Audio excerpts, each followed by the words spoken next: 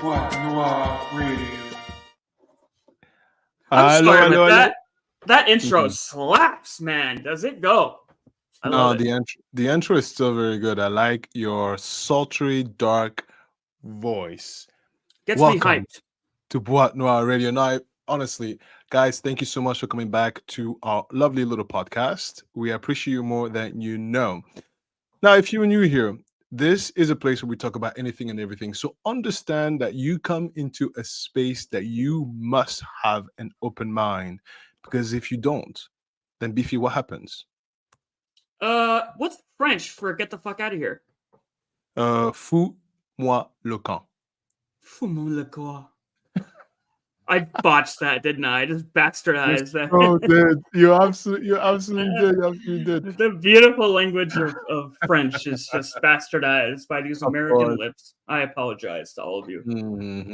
But if you again keep an open mind, we talk about anything and everything. And okay, I am one of your hosts, Alistair, and I'm co-hosted by an awesome squirrel called. Beefy, your shit talking squirrel friend. Disclaimer up front. I realize that a lot of our audience is particularly sensitive to essay, and grape. And in selecting our cases, I have tried to be more mindful of that. And it's not like this is a particularly heavy in that regard. Alistair, you're looking like you're still not on the same page with me. You get what I'm saying, right? I missed the word. You said essay? S.A. Oh, Sexual assault. Oh, Yeah. okay. I see. S.A. Oh, I see. Okay, now we're all on the same page. Yes.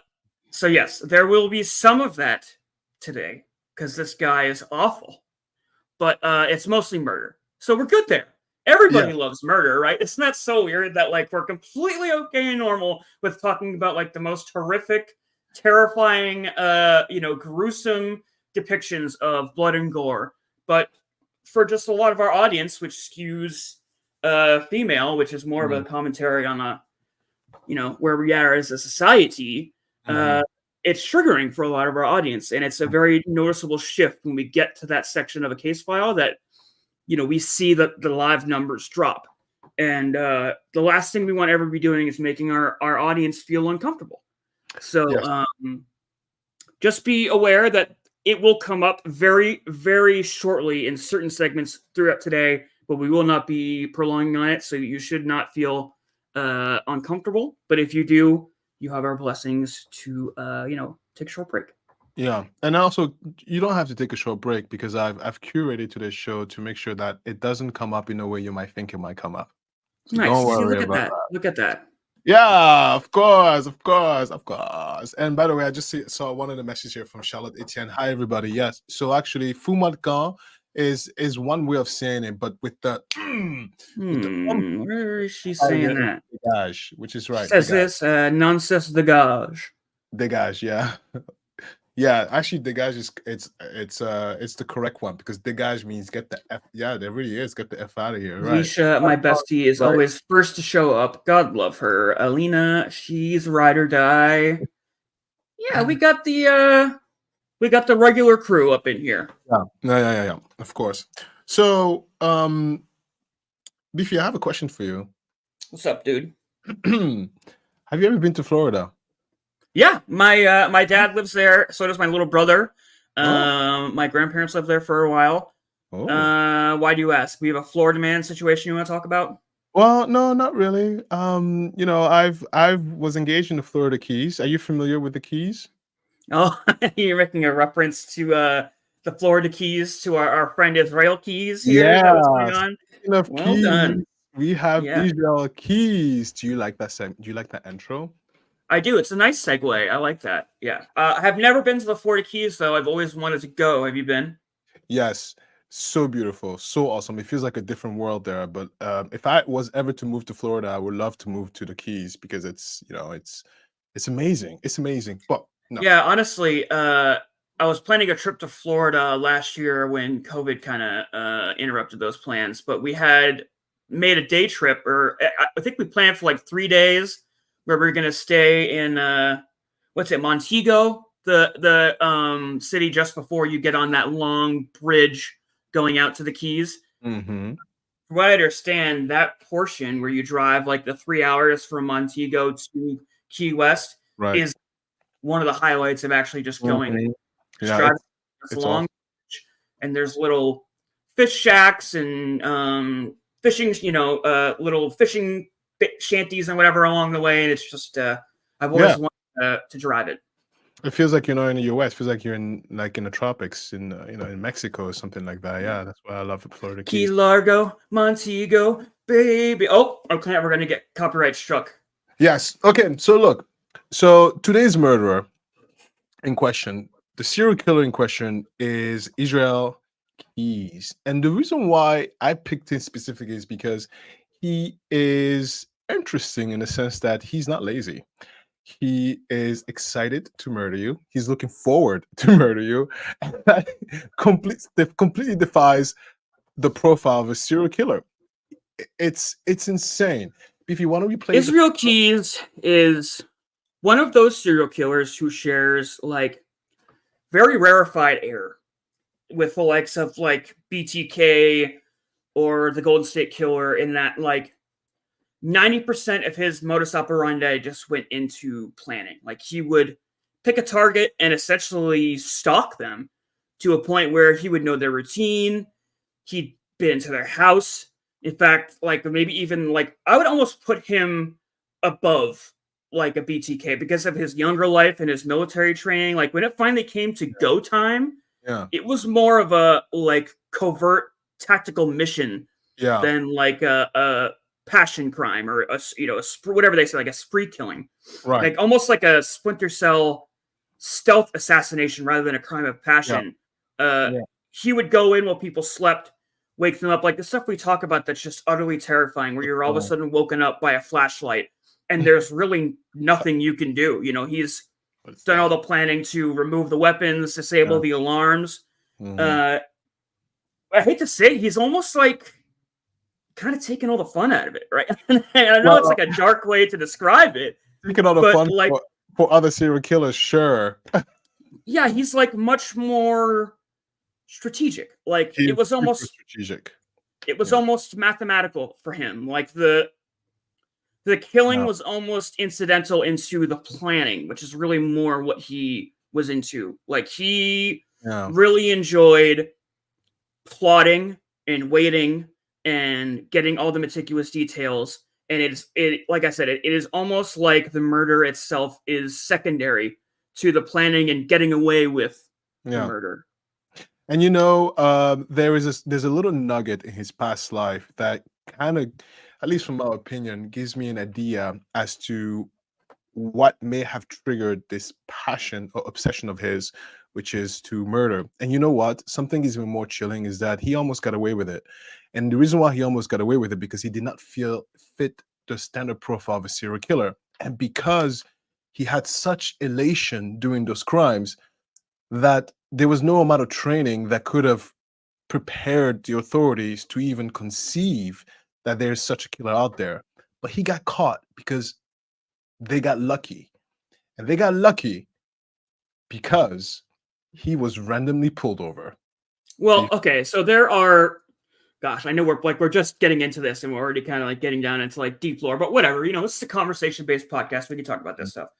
There are kind of two schools of thought as to how Israel Keys got caught. So if anybody that's not familiar, he goes through, and we're going to go through the cases case by case, but he has like 13 or so very strategic murders where, like you said, he is not getting caught, and the police are completely clueless. Like they have no idea. So much so that let's say they were to get like a random DNA hit and Israel Keys popped up in their computer, he would be nowhere on their radar. It would be like this guy off in Alaska where all these attacks are happening in centralized America, and they'd be like, Israel Keys.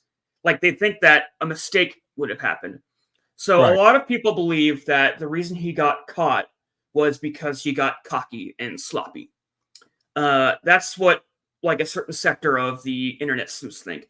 There is another sector which I am more of the ilk of believing in that he kind of wanted to get caught. Like he he was getting to a point where we talk about the diminished law of diminishing returns thing all the time, and he had almost gotten bored with the perfection of executing these murders to the point where it really wasn't fun for him anymore, and he needed to ratchet up the tension to get that same high.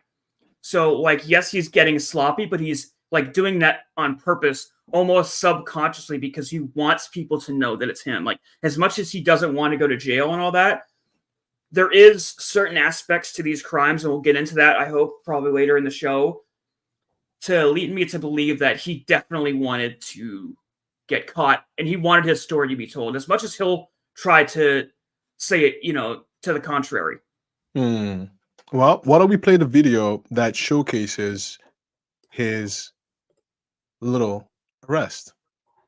Israel's Israel's big day off, as it would say. So this Israel's is big day off. Yeah, and there's even a story behind why he was named Israel. We'll get to that later as well. So we're going to take a look at this is the video footage of him actually being arrested, or cue this up. What are we looking at here? So it's the first segment, part 1 at minute 5:56 until minute 6:35. Oh, okay. You wanted 3. Okay, so you want 5 because you have 3:32 on here. So you want what time now? So minute 5:56 until 6:35. The first part of the operating flow. Oh, I'm sorry. I'm so sorry. No. 3:32. 3:32 to 4 minutes 17. I had it right. You tripped me up. Sorry. Yeah, it's okay. All right. There you go.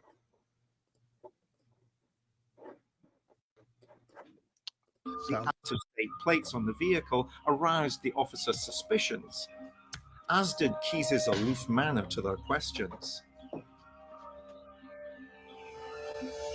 Those suspicions were confirmed when, in the trunk of his vehicle, they found what could perhaps be described as a kidnap kit, an array of items including a ski mask and zip ties. And alongside them was the mobile phone and bank card of a young woman reported missing thousands of miles away. Her name was Samantha Koenig. From the outset, Keyes was determined to portray himself as an enigma to the detectives.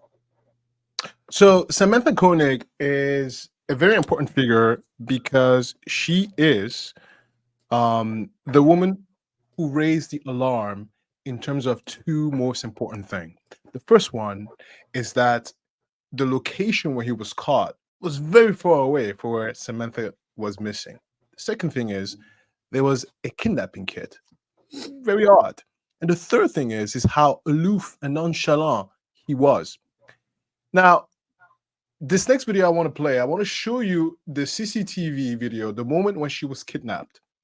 And then we'll talk about it. Beefy, go ahead. Second video, 1 minute and 5 until 2 minutes and 10. Oh, okay. Yeah. CCTV.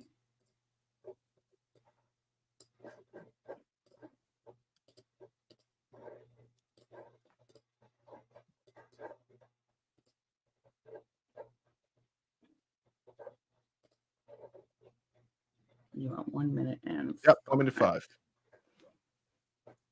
So right there, she is at her coffee shop, cleaning, doing everything that every business owner would do, maintain the business. And then she sees a guy that is sorry, I just want to chime in here. This is not a normal coffee shop. This is like a very small... If you guys have almost seen those little drive-through Dunkin' Donuts that are literally just big enough to have a coffee pot, you can almost see here in the CCTV. This is the entire store. There's no back room, there's no sinks. It's literally just a shack in the middle of a gas station, and her little aisleway there with the two mats. That's the length of the store. So it's a stand, basically, is what I'm trying to say.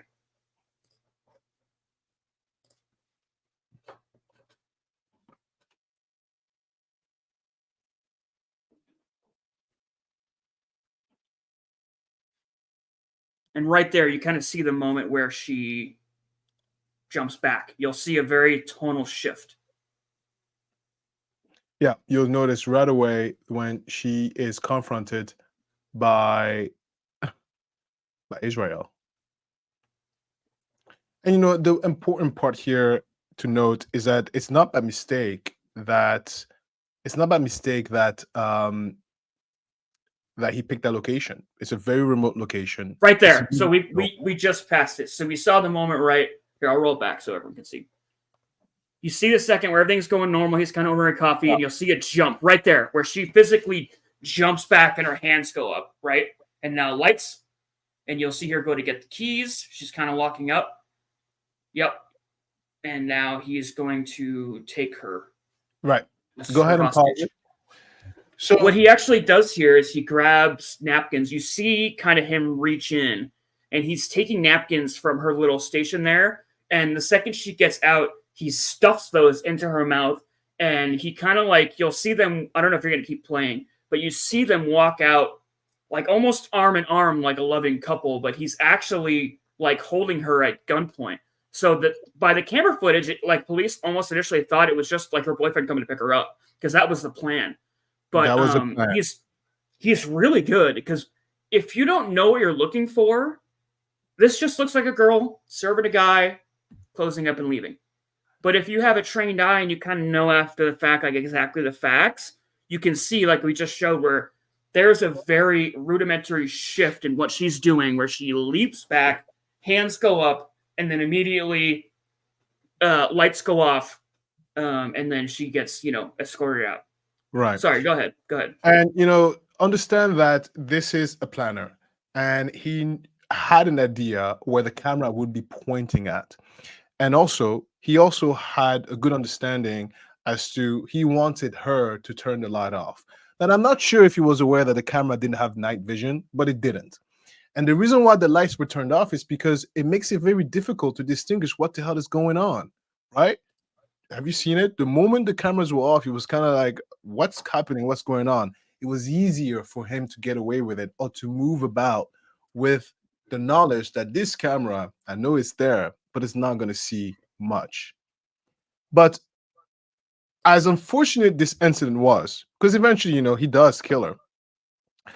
And there's a little bit more about her murder, which I'm going to discuss about later.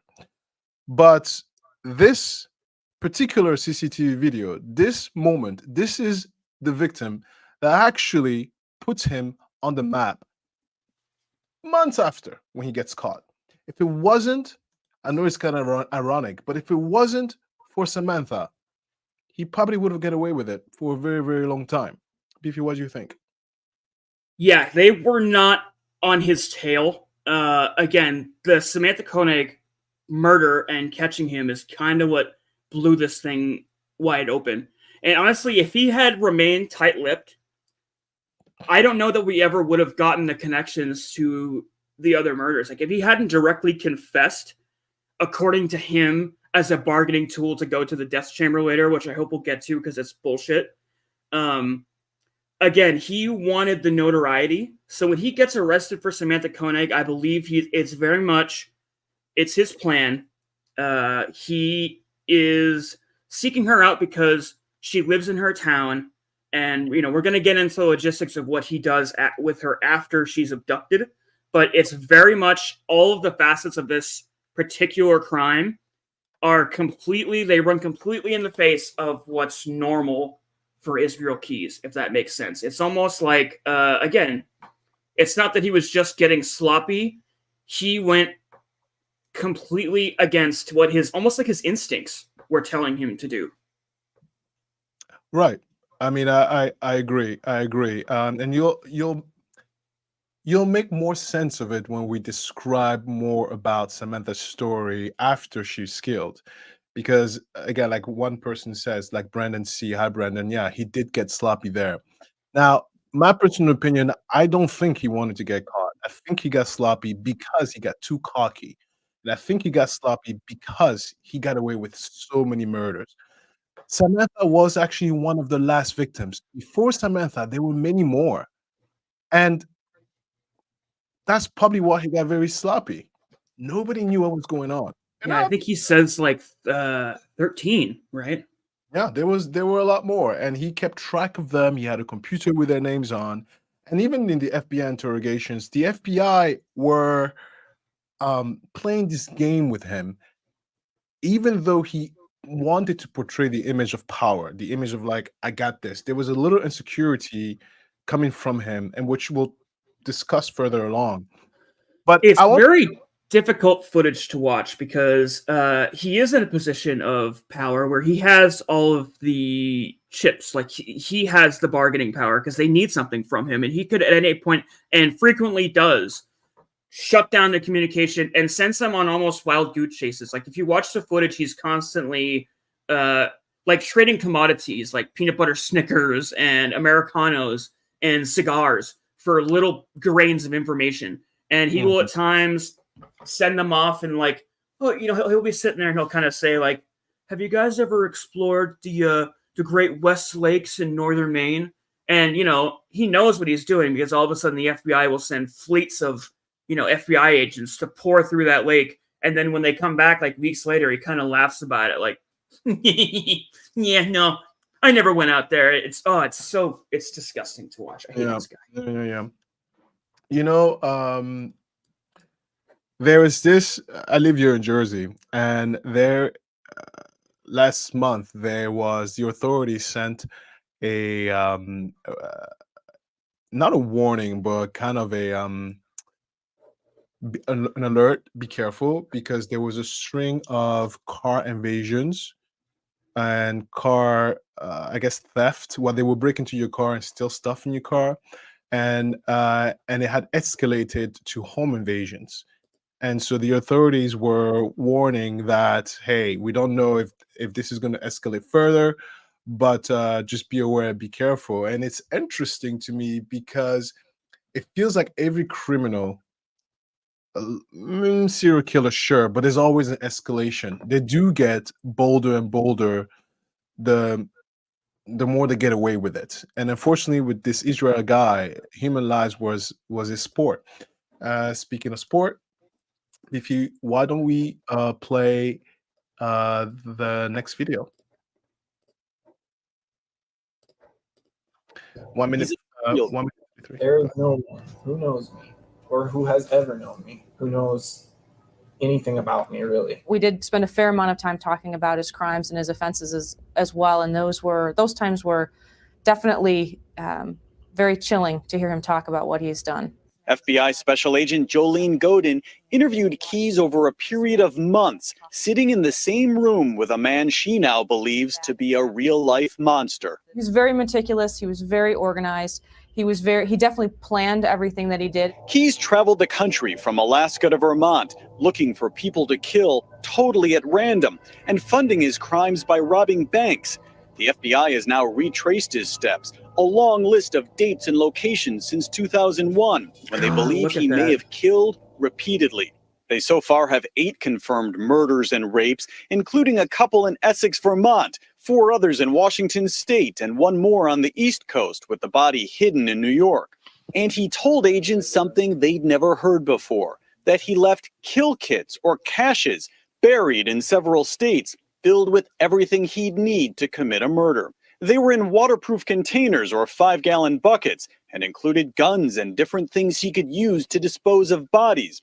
His strategy: to grab people in remote locations. So this is the coffee ground shack. Right. And I have a picture here of what this kill kit looks like. Yeah. Let's just take a look at this here in a second while we're talking about it. Were you pretty much done with that video? You want me to leave that open? No, that was good with the video. I was just gonna say the big distinction from him with other killers is that he had kill kits spread around the nation, and so to him, he really, like, it was bunkers. Not even Jeffrey Dahmer did that. Not even Ted Bundy did that. I feel like Israel Keyes was the king of the killers.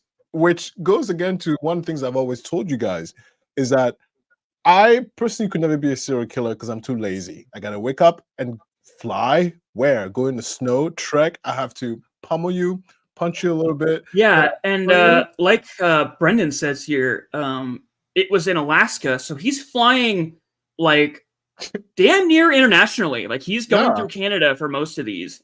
And again, Brandon, you're right on the money here.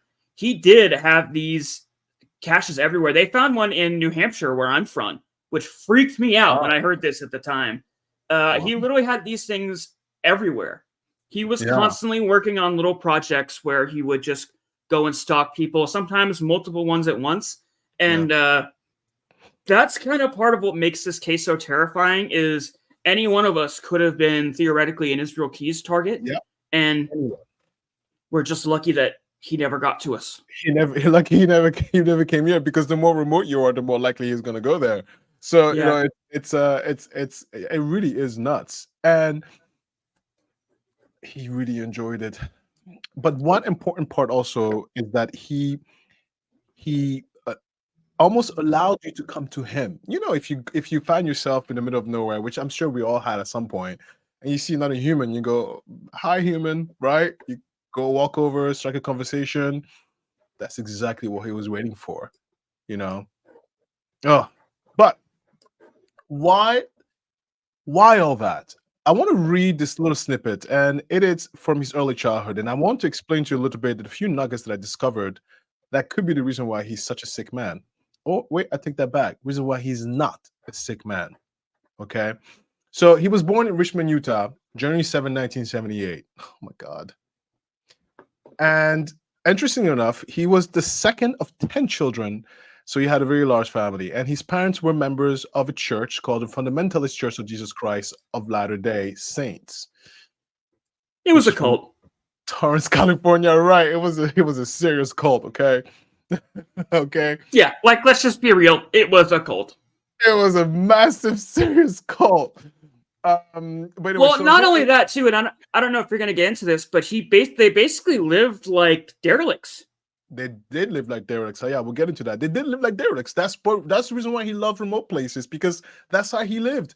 Him and his siblings were homeschooled until 1983. Oh, 2 years before I was born. All right. Good thing my parents were not even in this country. So yeah, my chances of survival were higher, guys. Sorry. Yeah. But after leaving the Fundamental Church of Jesus Christ of Latter-day Saints faith, his father moved his family. Even sounds like a cult. I'm sorry. Yeah. Like if there was ever a fucking cult name, say it again. What is it again? The Jesus Christ Church of Latter-day Saints? Church of Jesus Christ of Latter-day Saints faith. I don't think you can pick a more culty sounding name than that. Yeah. But aside from just naming your cult, this is a cult, I think that is like second to none of just like giving away that you're in a cult. You know what? Just because you said that, or that, maybe Scientology. Woo! You know what? I'm gonna make a cult, and I'm gonna call it the cult. There you go. I think that's be great. Anyway, so his father. I'm gonna make a cult, and I'm gonna call it Cult Thulu. Okay. Cult Thulu. So his father took his family. They left the church and they moved to a remote place. And this is kind of where, poop hits the fan, so to speak. So by the time he was only 5 years old, and they were completely isolated from society. Think about that. 5-year-old. These are impressionable years. We rave about daycare. Daycare is very important. You need to be around other kids. You need to learn, manners. No, all he knew was the rhetoric of his family and the isolation of a young child. And so consequently, all he did pretty much to spend time was to hunt live things. That's what he did. And get the religion of the Fundamentalist Church of the Latter-day Saints forced down his throat begrudgingly, because he hated it. He did not consider himself religious. He didn't want to be a member of this. It was very much he was something he was born into at his own bequest. Behest? Is that a word? Behest? Behest, correct. Yeah. And to be clear also, that group was a white supremacist group. Oh, that's what, sorry to interrupt you. That's what Alicia's saying here. FLDS. That's the Latter-day Saints is what she's saying. FLDS is polygamy, so they have multiple wives. Okay, Alicia, so wait, he was the second son. He was not the first. He was the first son. So is this church that he's in, I'm joking about a cult, but that's what I've heard, is that it was a cult. Was it tied to Mormonism? I want to say no because that didn't come up. But no, I don't think so. Because if it was, they would have said so. So no, it's not. It's not. I would say it's more related to Amish-like church environment than it is Mormon. Alicia, what does the F stand for in FLDS? Because I get Latter-day Saints, but I think that's just like a standard. Like, I don't think there's necessarily a connection to this. Fundamentalist. Okay. So she's saying polluted version of Mormon. Okay, so she's saying fundamentalist of Latter-day Saints is a polluted version of Mormon culture. Fundamental Latter-day Saints. Okay.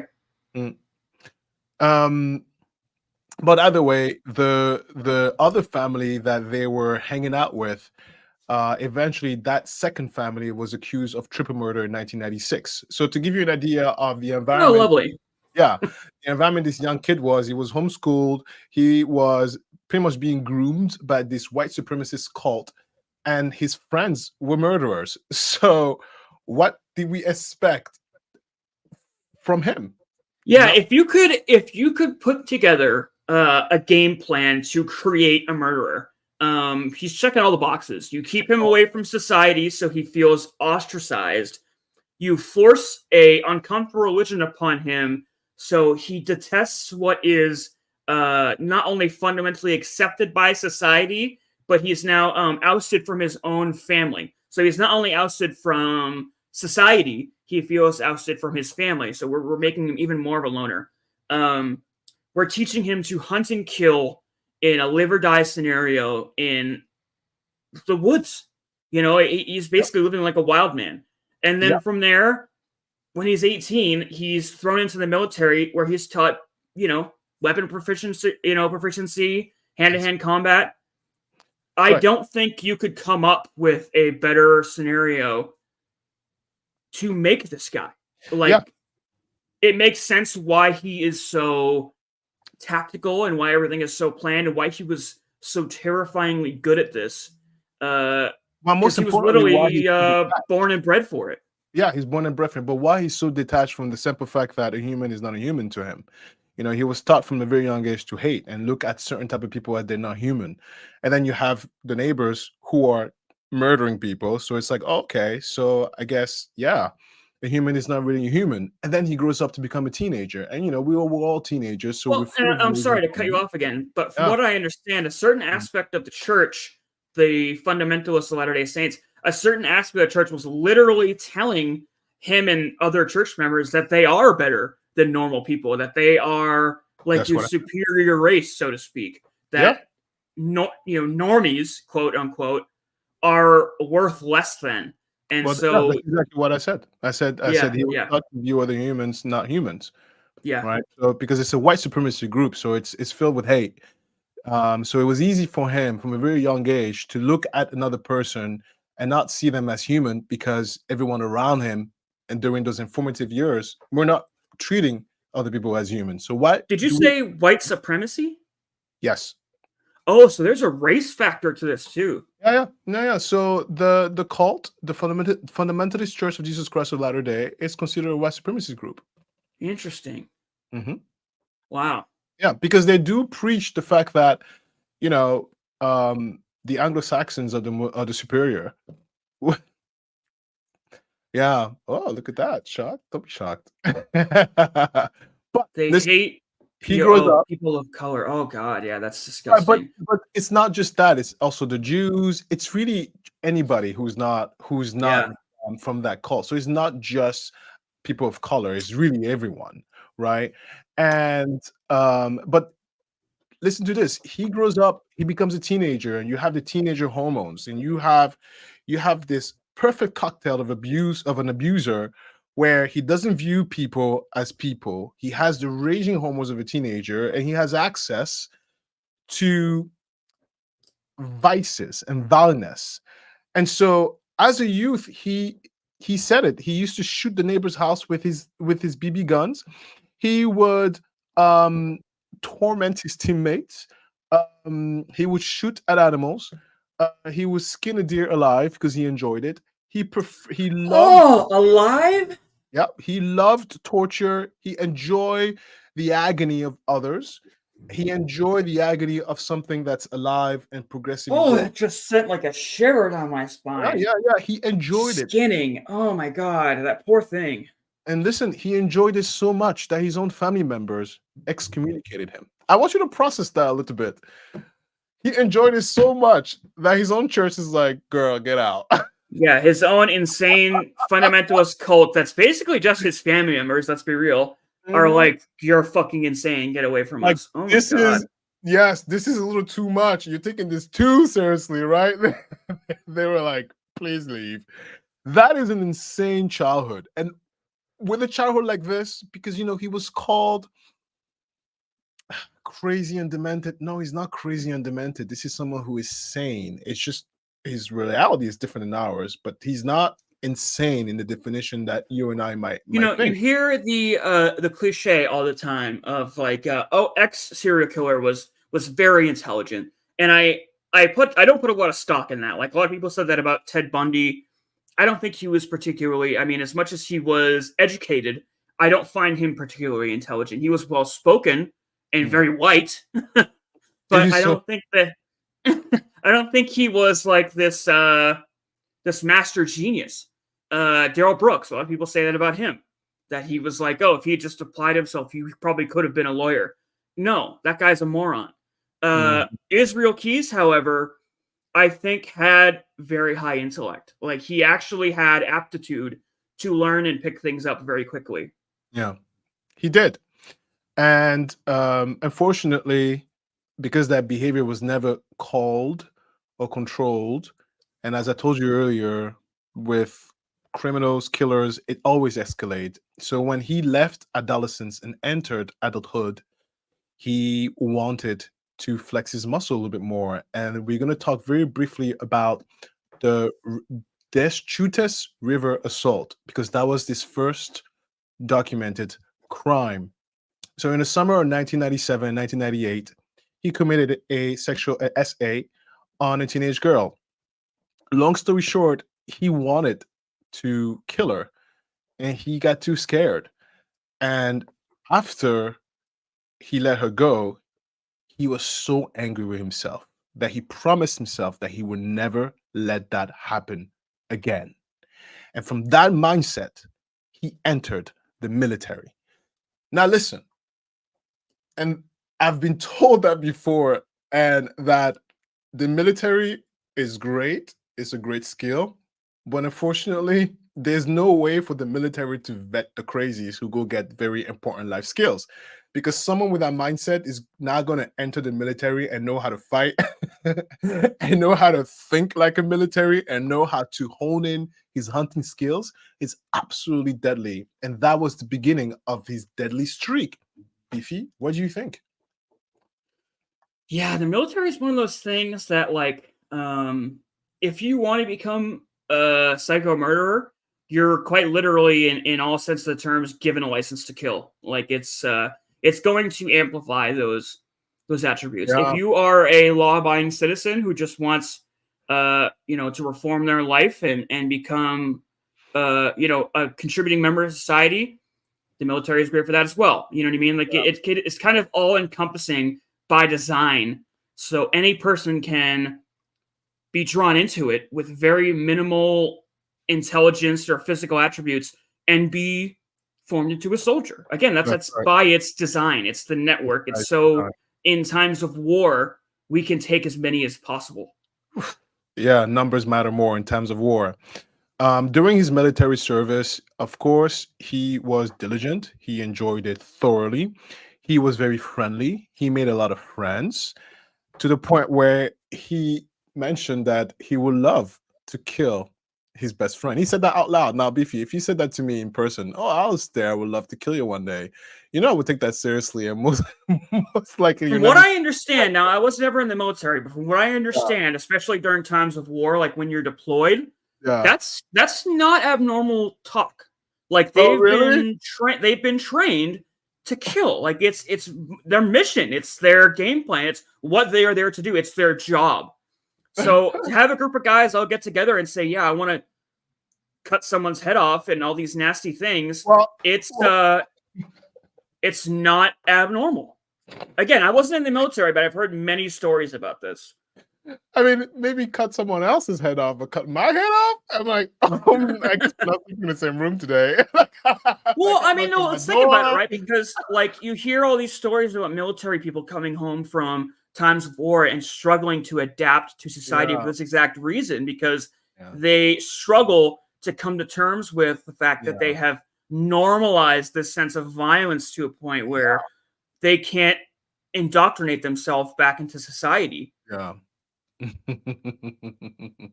I'm gonna kill you. All right, well, I'm leaving.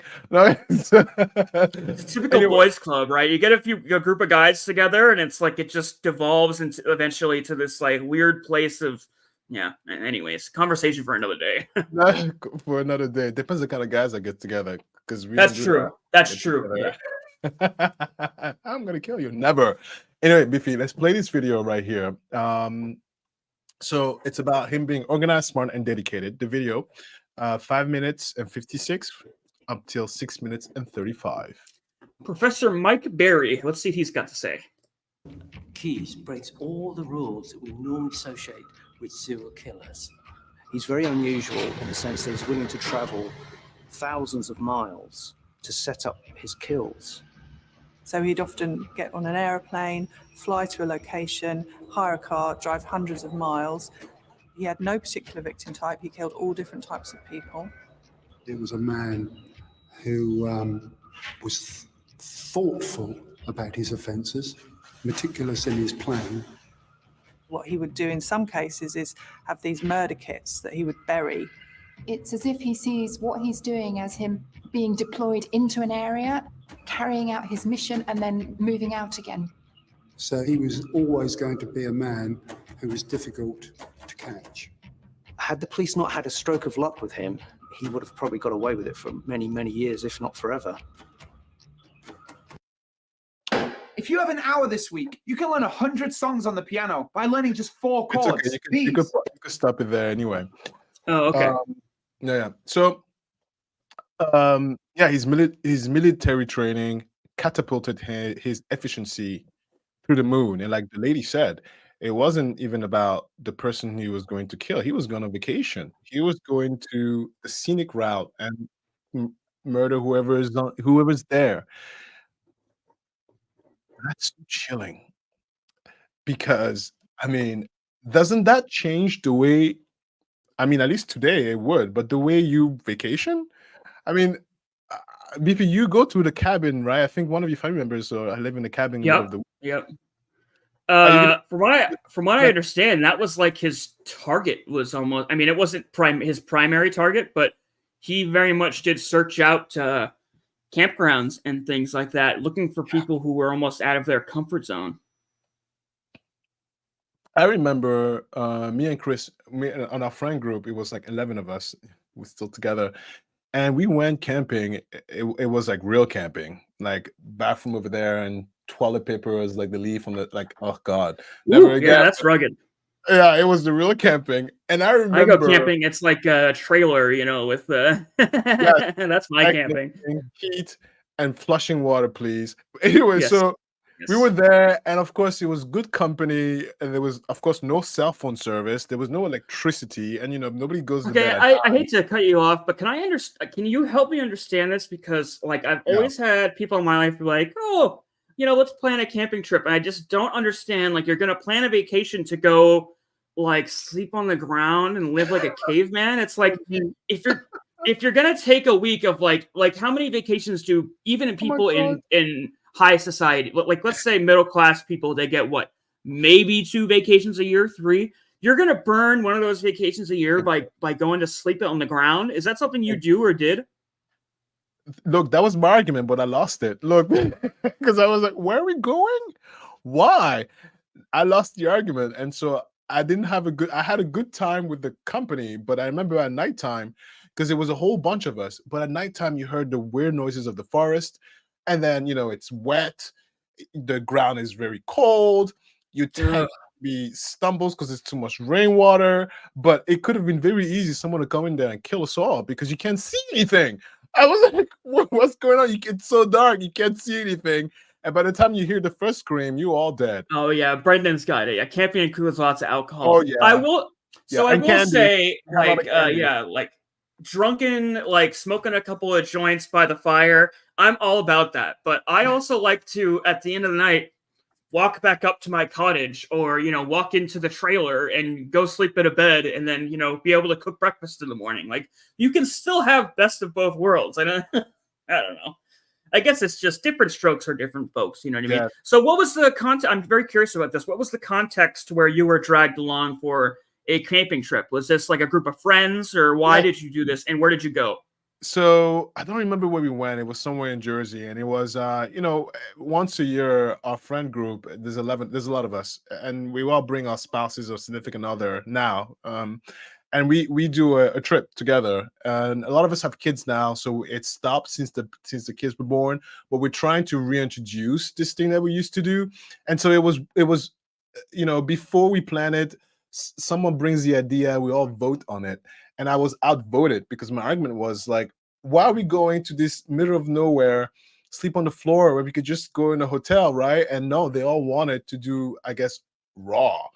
And it was a good experience because people were there, but I would never do it again. I would never do it again. I would put my foot down and veto this mess. I'd be like, Chris, you go by yourself, but I'm not going.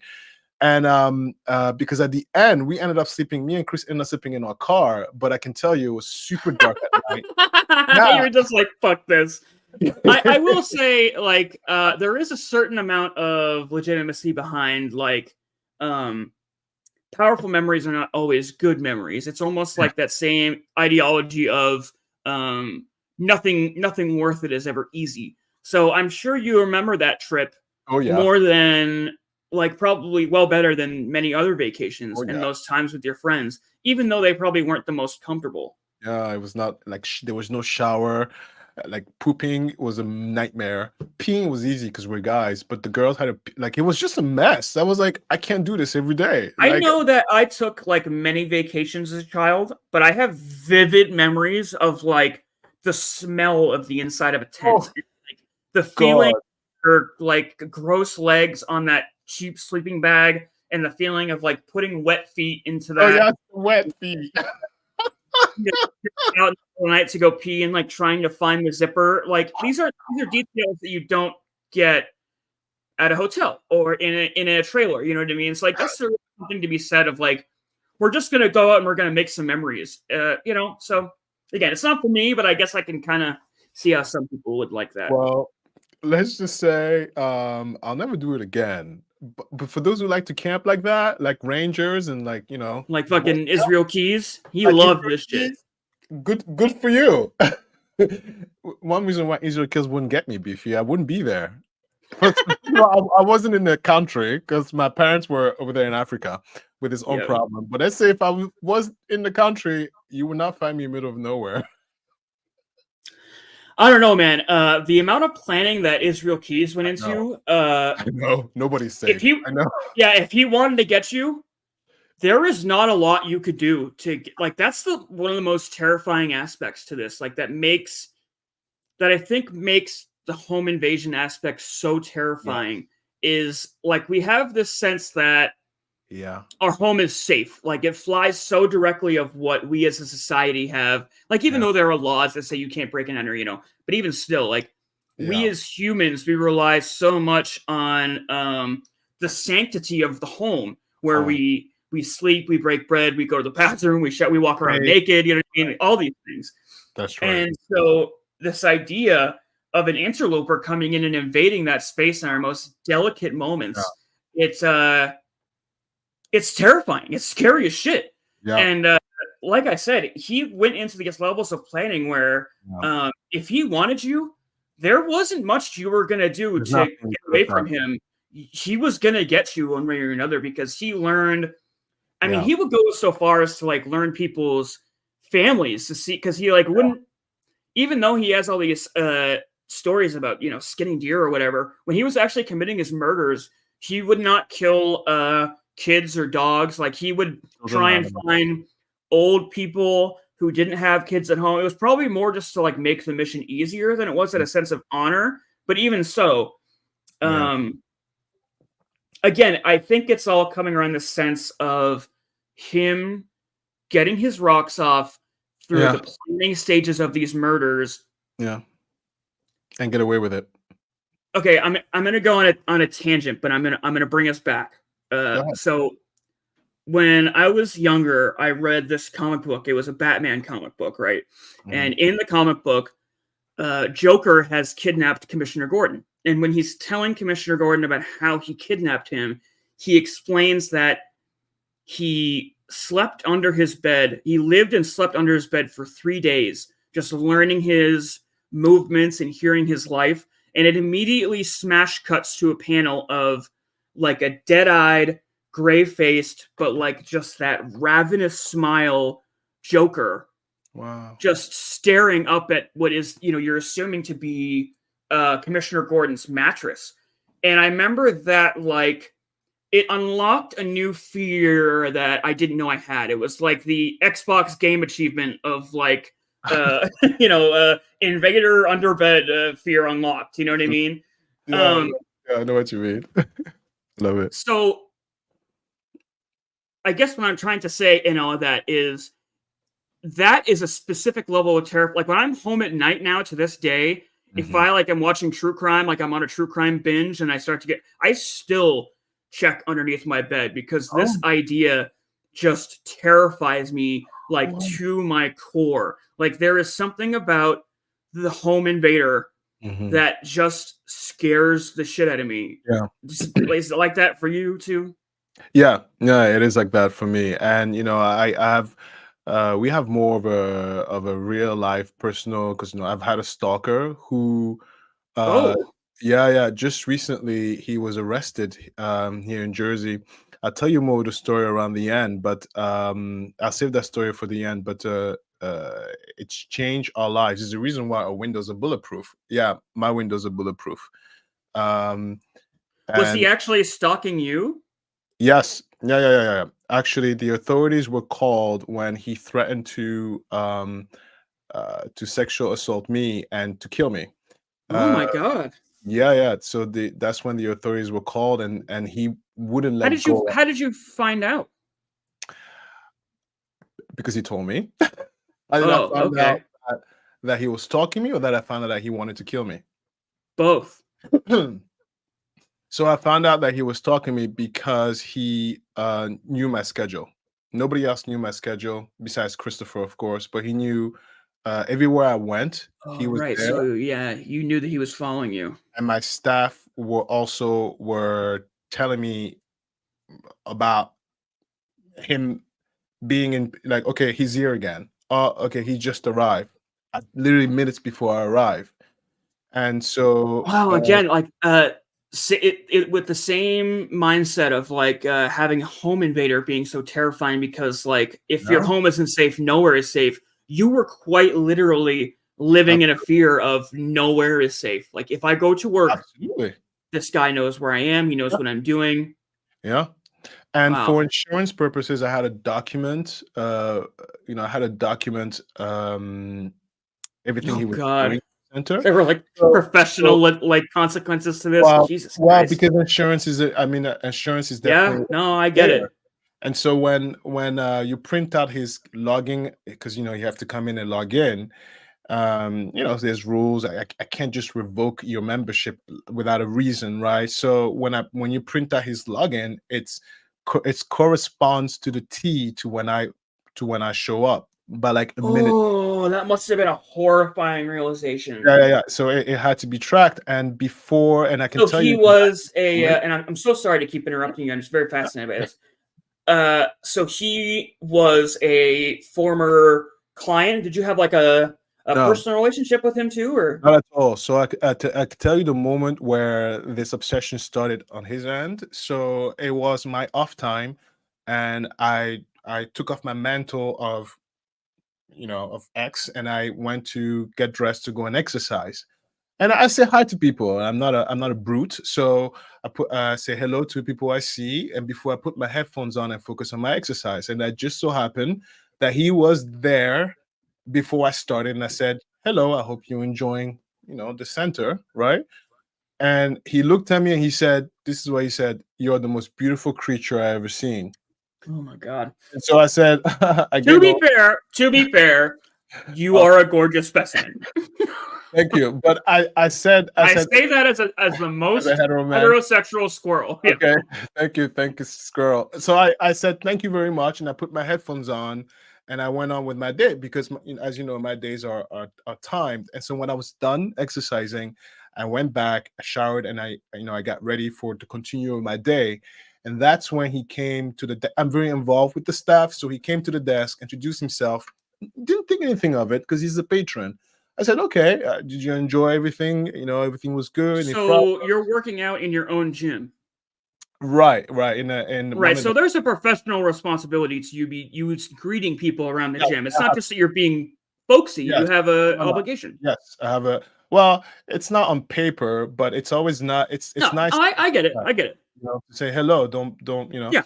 And when I was You done want people working to out, feel welcomed in your gym. Yeah, I get it. I put on the uniform and I go back and I always help people around, right? So I go back behind the trainer's desk and I'm helped. I help you schedule, And so he came to the desk and I was like, "Okay, do you need an appointment? Can I help you with something?" And I was still very nice. And he's like, "No." He came in and had conversation, and I just had conversation, didn't think anything of it, right?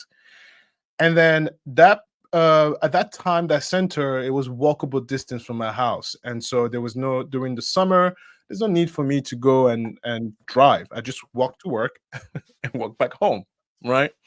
Mm-hmm. And so Christopher came, also exercised in the center. And so he would plan his exercise time where we go home together, or he come pick me up and we go home together, so to speak. And so he knew that I walked home. And because No, after that a was how while, it started, and then he started watching you, and he started asking me if I need a ride home. And so I said, "Well, no, thanks. I'm good. I'm good, thanks." I said politely, "Thank you." And then that's when I noticed that because conversation between us stopped like that, because I'm busy, I'm working, right? So my focus is not always on one person. But then that's when I noticed that every time we would come to work, he would be sitting. So there's an entrance, you enter, and then he's sitting there. Oh, good morning. Oh, good afternoon. So eventually he's around so much, you start noticing that he's just around to too notice much. that So he's when around so much, and he's not when doing does- anything, he's just sitting down. when does the light bulb kind of go off that this is turning into more of a hostile than Yes. just like a obsession? Because when he would come, when my day is over, when it's time for me to go home, he would just show up, ask me for a ride, and I say no, thank you. That's when repeatedly he will be here when I come in. He'll sit down, and then when I leave, he'll like, "Do you want to ride home?" God. So these two connections. How And did then you find out he wanted to kill you? he said it out of his mouth, and that's when the authorities were called. This is when we have a protocol. So this is when I activate a protocol where insurances, everybody came down, and a process was taken. But I've told Christopher, my mother, and everybody else that I knew that there's someone at work that's making me feel a certain kind of way. If something happens to me, you know where to start. And so I've already. What was the again? We have kind of a hard out here, and we have more keys to get it. But I'm very curious about this at the moment. What was the context of him telling you, "I want to kill you"? Okay, so he asked many times to take me home, and I've said many times no. And so it was that particular night, and that night I stayed longer than usual at work. So it was past my regular schedule, and I did that on purpose because I had a feeling I was supposed to walk home that day, and it was nighttime, like dark. And I was like, I don't feel like he's there. I want to go home now because I don't want him to know where I live in my mind, right? You're getting a vibe. It's like that sixth sense everyone talks about. It's like, if I walk home tonight, something bad's going to happen. Yeah, and I just stayed longer than I normally would. And, always listen to that, by the way, people. It will literally save your life one day. That's a real thing. Sorry, go ahead. And he was sitting still in the same seat. Mind you, when I come in, he's there. He stays there until when I leave, and then he asked me for a ride. So he was still there, and I can't legally kick him out for no reason. Do you know what I mean? Yep. So, I help my staff out to close, to clean. I help everybody out. Do you need help with your schedule? And, I do what I got to do, and then I go to the water fountain to get some water. Now, mind you, it's around like 10 p.m. around that time, so the center is getting less and less people. So as I'm walking to get water, there's no, it's kind of empty-ish, right? And he's behind me, and I drink the water. And so it's a water fountain, so I'm slouched, I'm drinking water. Oh God, so vulnerable. So he's right here in front of me, by the way. So I'm drinking, I can see it, and I'm trying to be nonchalant. Nonchalant. Because he can still sit there and look around like you can feel his gaze, but you're trying to act like it's not affecting you. Right. And then he asks me, and then he says, "Do you want to ride? Can I give you a ride home?" And then because I have a temper. Then I got really upset, and I turned around, I looked at him, I said, "No, thank you." And then I walked back to my stuff. I thought you were gonna explode. Like, no, you fucking weirdo! No, you actually kept it pretty real good.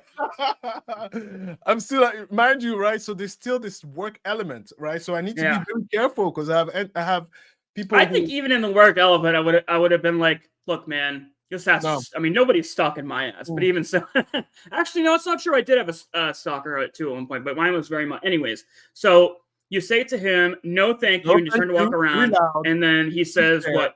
I'm gonna fucking kill you."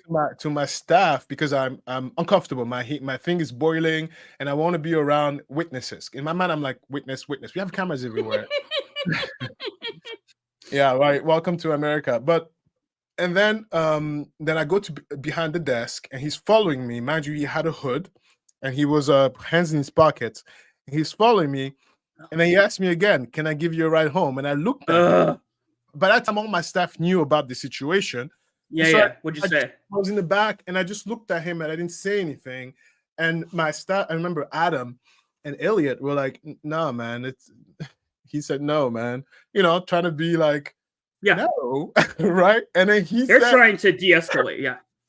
And then he walks away and said, "Good, you may have potential to avoid it, grape and murder." And then my God. Then he walked out. So at that moment, everybody was like, "Whoa, whoa, whoa!" And the first person I called is Christopher.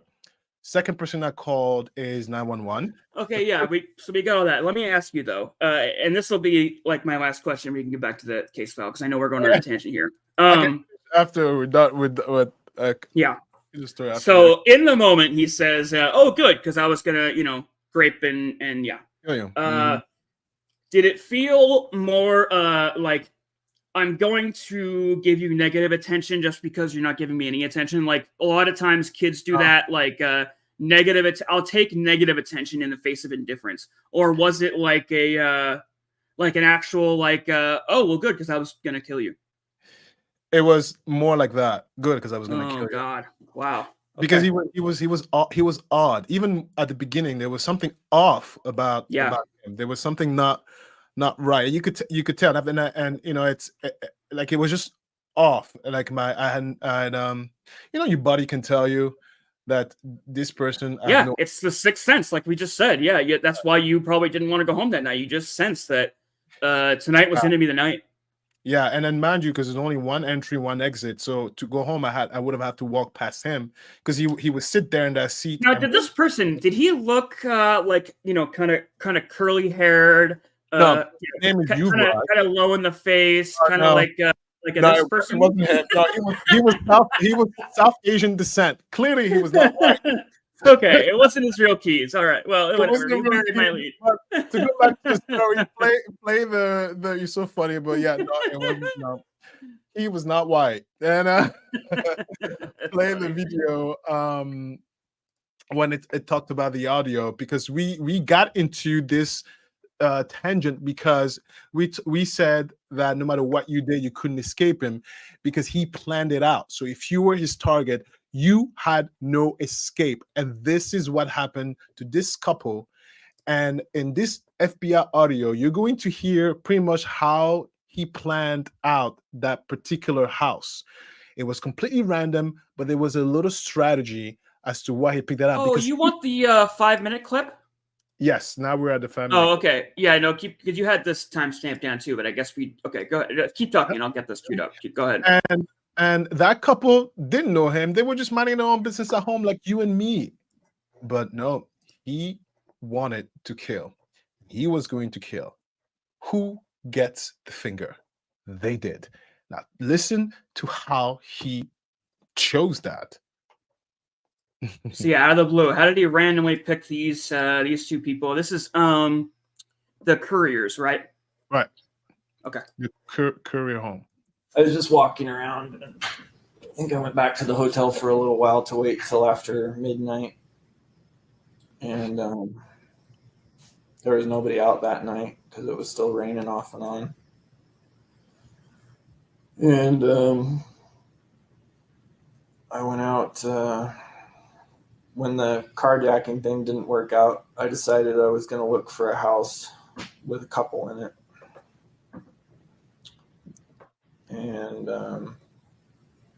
with a car, decent car. And so I started walking through neighborhoods back behind the hotel. And I was looking for a house that didn't look like it had a dog. I was looking for a single car garage with no cars parked outside. And I was looking for a fairly easy way to get into the garage.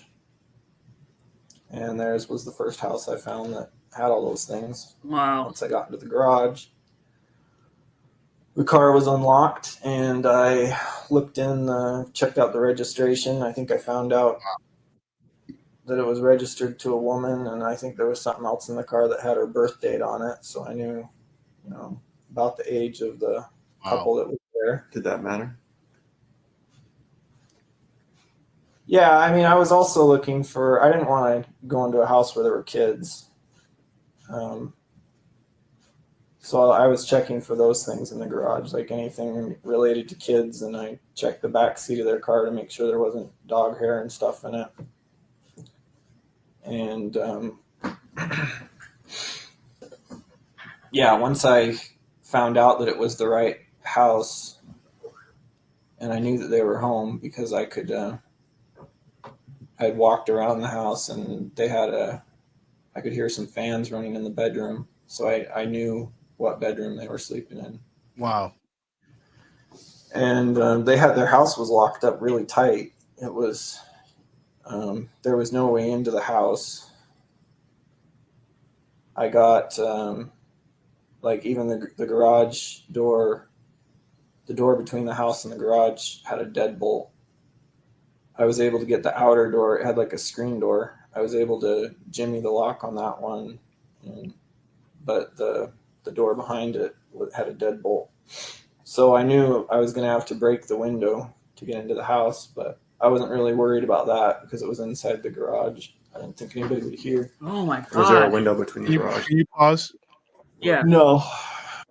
So you could actually remove the video because if I think when I'm not playing any more of that, but pretty much, as you can tell, that couple did everything right. They locked their entire home, and he got in through the window. And now you know why my windows are bulletproof. And no, I thought he broke the window of the door. You're saying, the door of the garage, correct? Because when you have a deadbolt, guys, it's strong enough to stop any lunatic. Yeah. But the windows are windows, right? So this couple just happened to be home napping, I guess. They were just whatever. But do you see how he? No, this was at night. He did this one at night. Okay. The time of the day doesn't really strike me so much at the fact that he was like a checklist, like in the army, like a mission. He's like, all right, guys, are you ready? Yeah, let's go. Like it's insane. This is them, by the way, Bill and Lorraine, courier. Poor guys, tactical. He was just like, Yeah, and they had the utter misfortune to just quite literally be at the wrong place at the wrong time. That's it. Right. And their home fitted the profile he was looking for that particular night. And which is why, we're playing around like, you wouldn't get me because I don't go to remote places. You didn't have to go to remote places. You could be anywhere. You in danger if he was there. So this attack, yeah, these two, is particularly horrifying. Yeah. I don't know if you had the script in your script, like the details of this, but I'll go over some of the victims when after this one, because there's a few victims that are particular. but these two, Yeah. I really wanted to talk about because it's like for me this for me is the epitome of Israel Keys because things kind of go awry. So after he breaks into the house here, he does his normal thing of kind of waking them up at flashpoint with gunpoint. He ties them up and gets them into his car and takes them to a abandoned farmhouse that he had selected and kind of in the middle of nowhere. From there, it's quite literally the scene from a horror movie. So he takes the husband, Bill. He takes him downstairs into the basement and he ties him to a chair, like zip ties, in the pitch black basement. Just that alone is like something out of a horror movie, but okay. So while he's doing that, Lorraine manages to break free from her bonds. So just as she's doing that and about to jump out of the car, Israel comes back. And so she like makes a break for it. Unbeknownst to him, while this is going on, the husband, Bill, he breaks free from his binds as well. And he's now downstairs in that pitch black basement looking for a weapon. Like I said, they got something out of a fucking horror movie. And like, unfortunately for them, they were in the middle of nowhere. Like there really wasn't much they could do. Like he's a soldier. And in that moment, he is in straight war mode. Like this has been taken from just kind of like a leisurely, he knows what he's going to do. And this has now become a fight. Like, so all of his senses, because he's a trained soldier from birth, are heightened. His adrenaline is pumping. Like this is very much a world that Israel understands. And he thrives in. So this is just as much like a life and death struggle as much as it is just a tactical challenge for him, like a game of wits, if you will. He loves it. She could have sprout fucking wings from her back like Icarus, and he could have found a fucking submachine gun in that basement. There was still slim to none chances of them getting away from Israel in that moment. He is a well-experienced God. Like this kills me because I hate putting serial killers on a pedestal, but I think this is like an important aspect of the story that needs to be told. He is a well-experienced, well-prepared, born and bred, like warrior. It's really the only way to describe it. He has just basically been made from birth for killing. Like I said earlier, if you were unlucky enough to have been chosen by him, there really isn't much you can do to escape that. Israel is going to find you, and Israel is going to kill you, unless you kill him first. Which me and you, we're not designed to kill. We'd be like, call the police. You know what I mean? I'd be fucked. Yeah, we will all be effed. Look at me censoring myself. But yeah, we will all be effed. God, this shit just gives me the willies. I hate it. Yeah, and you could tell he enjoyed it so much because he took his time and he wanted you to struggle. He was like, what are you gonna do? Yeah, part of me almost wonders if he's like, tying these people's binds loose to like be like, make this challenging for me. I don't know. Who knows?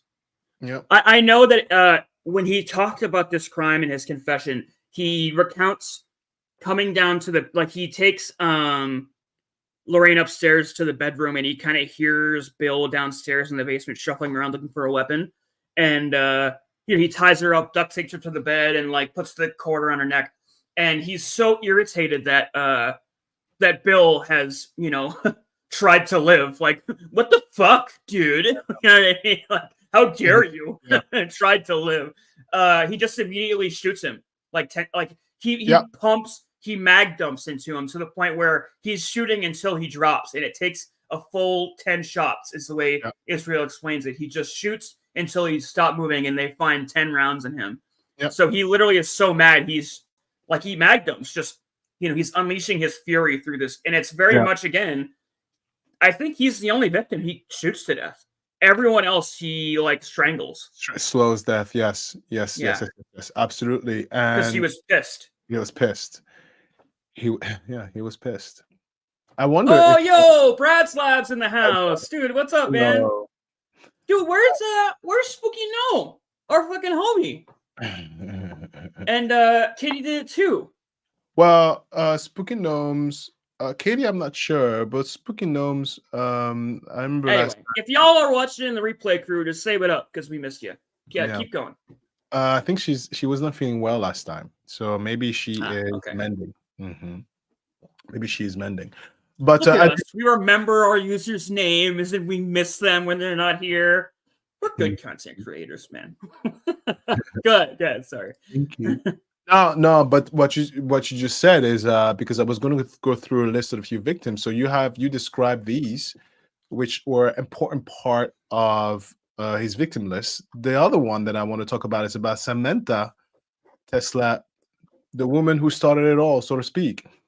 So as you saw, she was kidnapped. Yep, Samantha Koenig.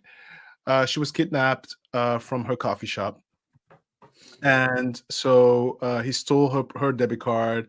As you know, assaulted her, then killed her. But here is the kicker.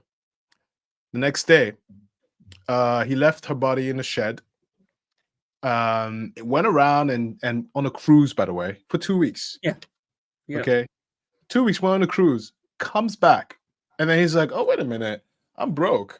You know what I'm gonna do? I'm gonna go back to Samantha, take her out of the shed, put her some makeup on her, make her look alive, and then ask for help from her family." Her body for the 2 weeks was in his garage and had frozen stiff because of the rigor mortis.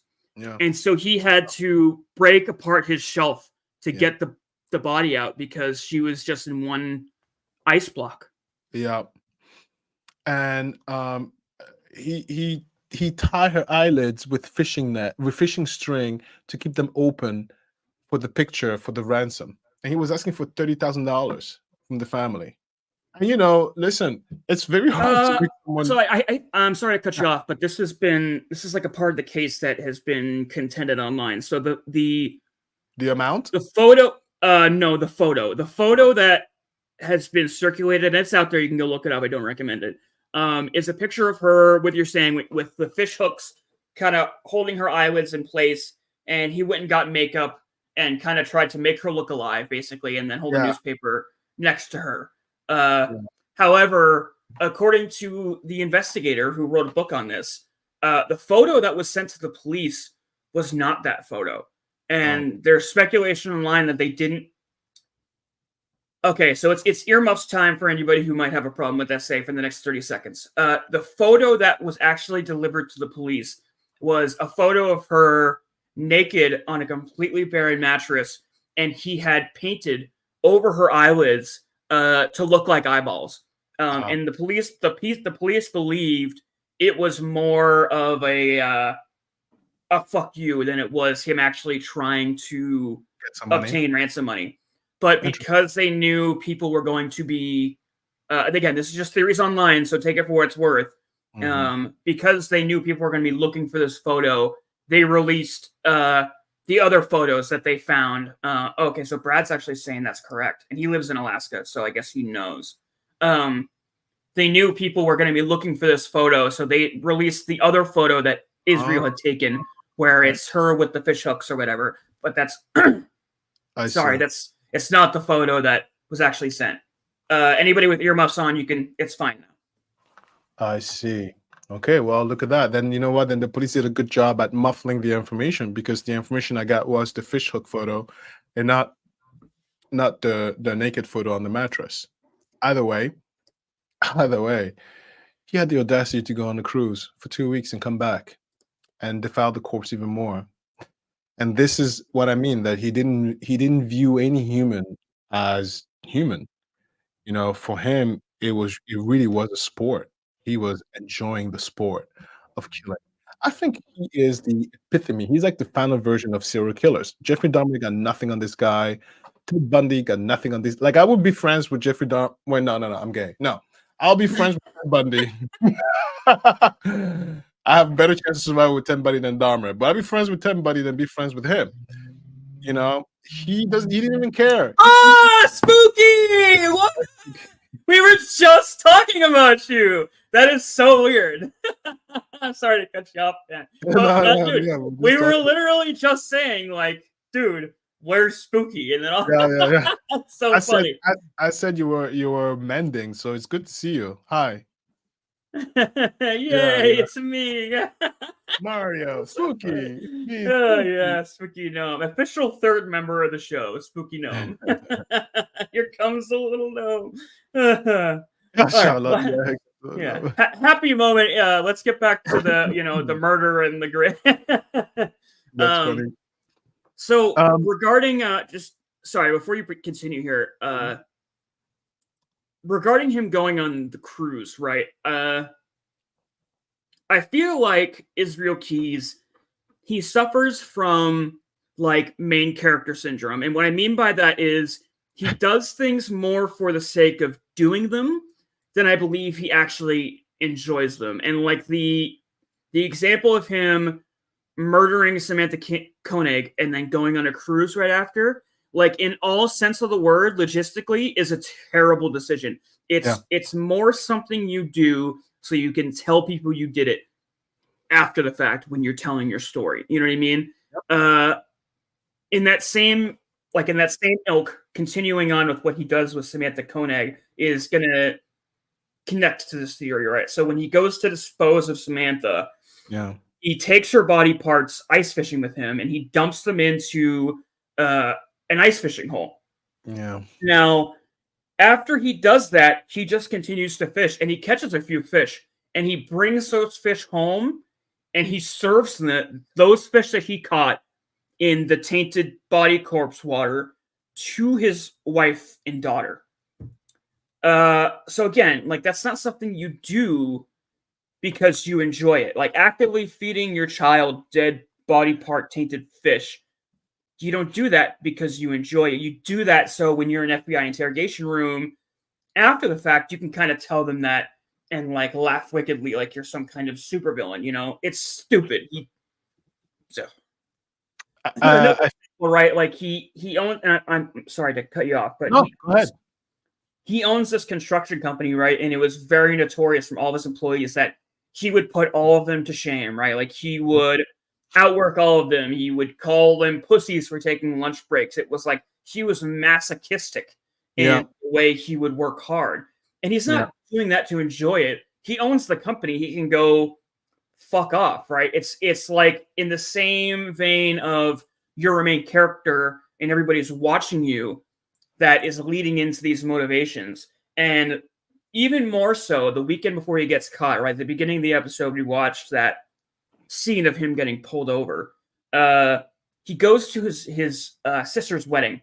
Again, who's in the same religion, the cult. Yes. And when the priest or whatever is like giving the religious sermon during the wedding, he stands up and walks up to the altar, like makes a big scene of this, and just kind of smugly I remember the exact words he uses, but he says something to the effect of, "Not everyone shares your beliefs, man," or something like that, and then just walks off.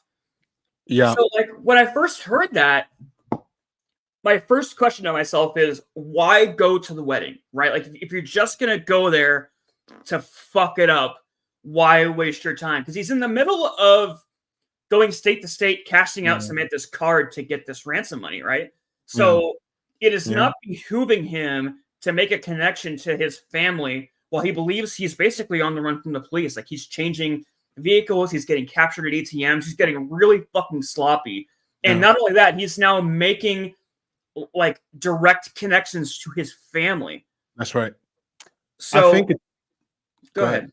No, I thought it was because I hear a question. I thought you were finished. Finish. Yeah, I mean, I'm basically done. It's just like, why else would you do that unless you think it's gonna be like a good scene in the movie of your life? You know what I mean? Like, why would you make everyone in your family hate you and go through that uncomfortability and risk your own freedom, which is a result of all of those things, unless you want to be able to tell people, I went to my sister's wedding and I stood up and I said, not everybody shares your beliefs, man. Like, he's not doing it in the moment because he wants to do that. He's doing it so he can fucking tell people about it later. Again, it's like main character syndrome. So I think this guy has a classic case of parental trauma. I think that he never really worked through it. I believe that the reason why he has gotten sloppy with Samantha, he was going through an ebb where, you know, he's longing for the acceptance or the recognition from his family. Like, you made me this way, I'm like this because of you. He's looking for approval somewhere, and it's making him act like a child, and from his standards, because if he, like you mentioned, it doesn't make any sense. He's acting very impulsively, very childish. And I think that's the best solution explanation I have for the question you ask, because anything other than that doesn't make sense to me. Like you said, it doesn't make sense. It doesn't make sense to me. The only thing I can think of is subconscious trauma that we don't even know the extent of it, but only he knows impulsively how he's conducting himself based on the trauma. So according to Israel Keys directly, the reason he committed the attacks on Samantha, they were so vastly different from all the professional style, like planning, because that was basically an opportunity killing, and he admits that. Like I said earlier, he wanted to ratchet up the tension because he wanted the adrenaline high that he had been lacking. Again, coming back to the law of diminishing returns. So But again, it's not that everything after that. Why did he do? Why was he so sloppy with the credit card after the killing? Well, that's what I'm saying. Very much like how the pre-planning is the event for him. That's what's getting his D hard, so to speak. You know what I mean? Like I said earlier, the murders are almost incidental to the planning and getting away with. They are secondary in the face of getting away with the murder, if that makes sense, because the methodology is what is attracting him to this. So very much where that has now become old hat, so to speak. He's not getting that same high. He's now seeking out kind of that same ideology where he's, you know, trying to get this ransom stuff. It's still very much in the same mindset of he's pivoting and jiving and trying to outrun the police. You know what I mean? It's very much in the wake of like a tactical person trying to get away. You know, you get what I'm trying to say here. Like it's somewhat of a stretch, but again, I'm trying to make sense of what Israel said and how directly the modus operandi in that last attack are different from the other attacks. I don't know that him just being sloppy necessarily answers that question. I feel like it makes much more sense that he wants to get caught so he can tell his story, but he's also just fucking bored, right? Like he just wants something exciting again. Yeah, I think when he was talking to the interrogators, that was an exciting moment. So he was spilling beans. Yeah. Then he got lost interest. But I don't think he wanted to get caught because he enjoyed the game too much to get caught. I think he got caught with Samantha because he got sloppy, because he was going through an ebb into his game. He's just, you know, look, we can't be 100% of the time. Right? So when you say like ebbs and flows, right? So you're basically saying like peaks and valleys, basically. Yeah, it was a dip in his expertise, like we all do, except him is killing people. So he was like, oh my God, I got a cold. I don't feel like burning the body today. I'll just leave it over there, right? So it's just that one little ebb that had the whole thing cascade. Oh, God, what a person. Okay, so let's get into some of the comments here. So Spooky says, if I had something valuable to contribute, I'd love to be on the panel. My face would be a distraction because I always like angry. Oh, Spooky's an angry little gnome. Who knew? Getting back to the case, though, Israel was a racist or basically just a twat because either way, he loved to be the odd man out and the smartest guy in the room. Yeah, he definitely got off on kind of like being one step ahead of the police and better than everyone. Again, it goes back to his teachings and ideologies from when he was a child, that he was better than, and yeah. Classic sociopath. His entire life, he was told you're because of your skin color, you're better than everybody else, and because of your religion, you're smarter. So yeah, since 5 years old, they tell him you're the smartest. So yeah, for sure, he will grow up to think he's smart. Bubba's just saying he's late. What's up, bro? Brendan says he was mad that the police potentially released info that his kids could find because of how he would look.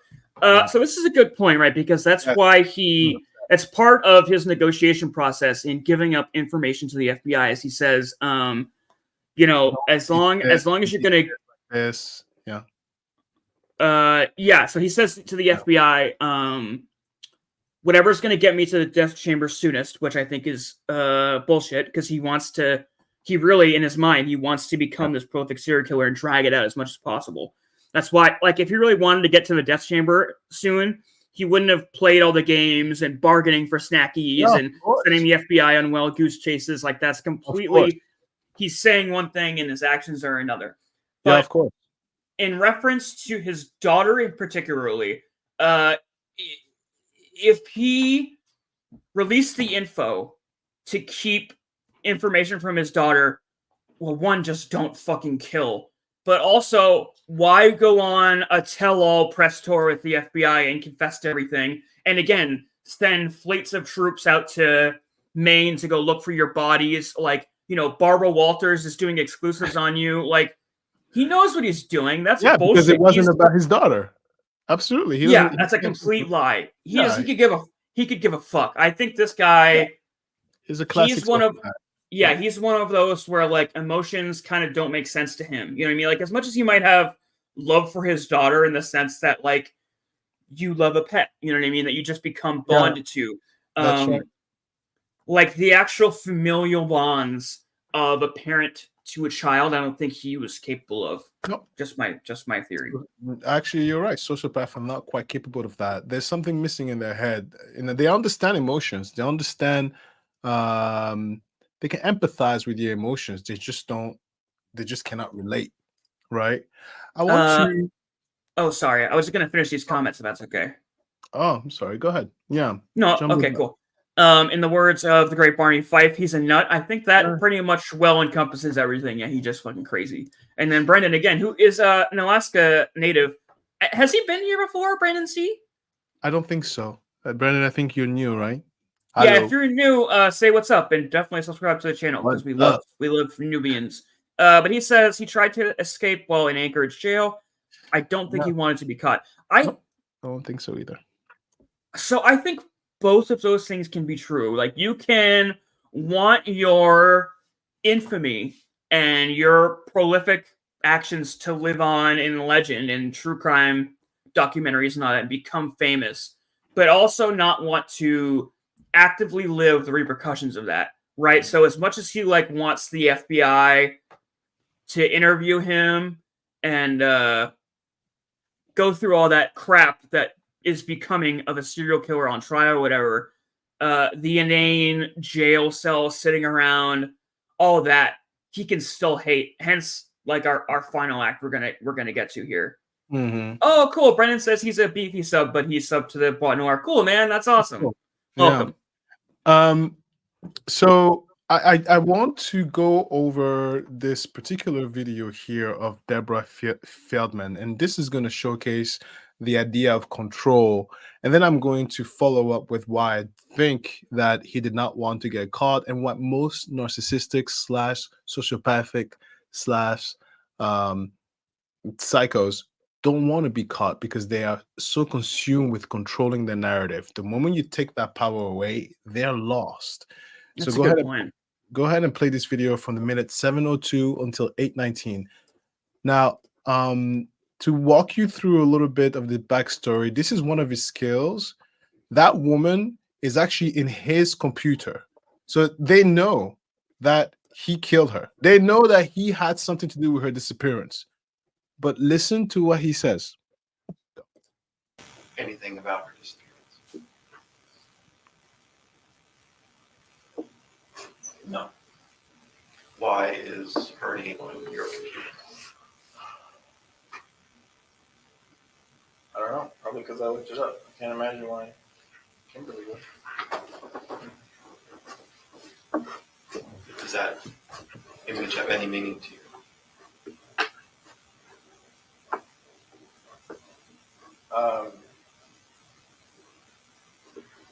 Sure, but probably not on.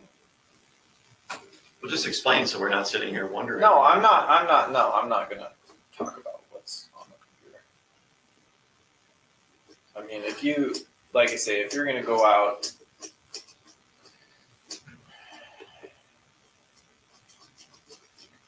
I don't know what you're expecting me to say. I already said I'm not talking about any more specific cases until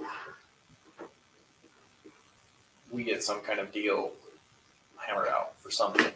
Well, I mean, there's something more to the story. I'm sorry to pause here, but his fucking cat and mouse game is so gross. But do we know what the picture is they're showing him?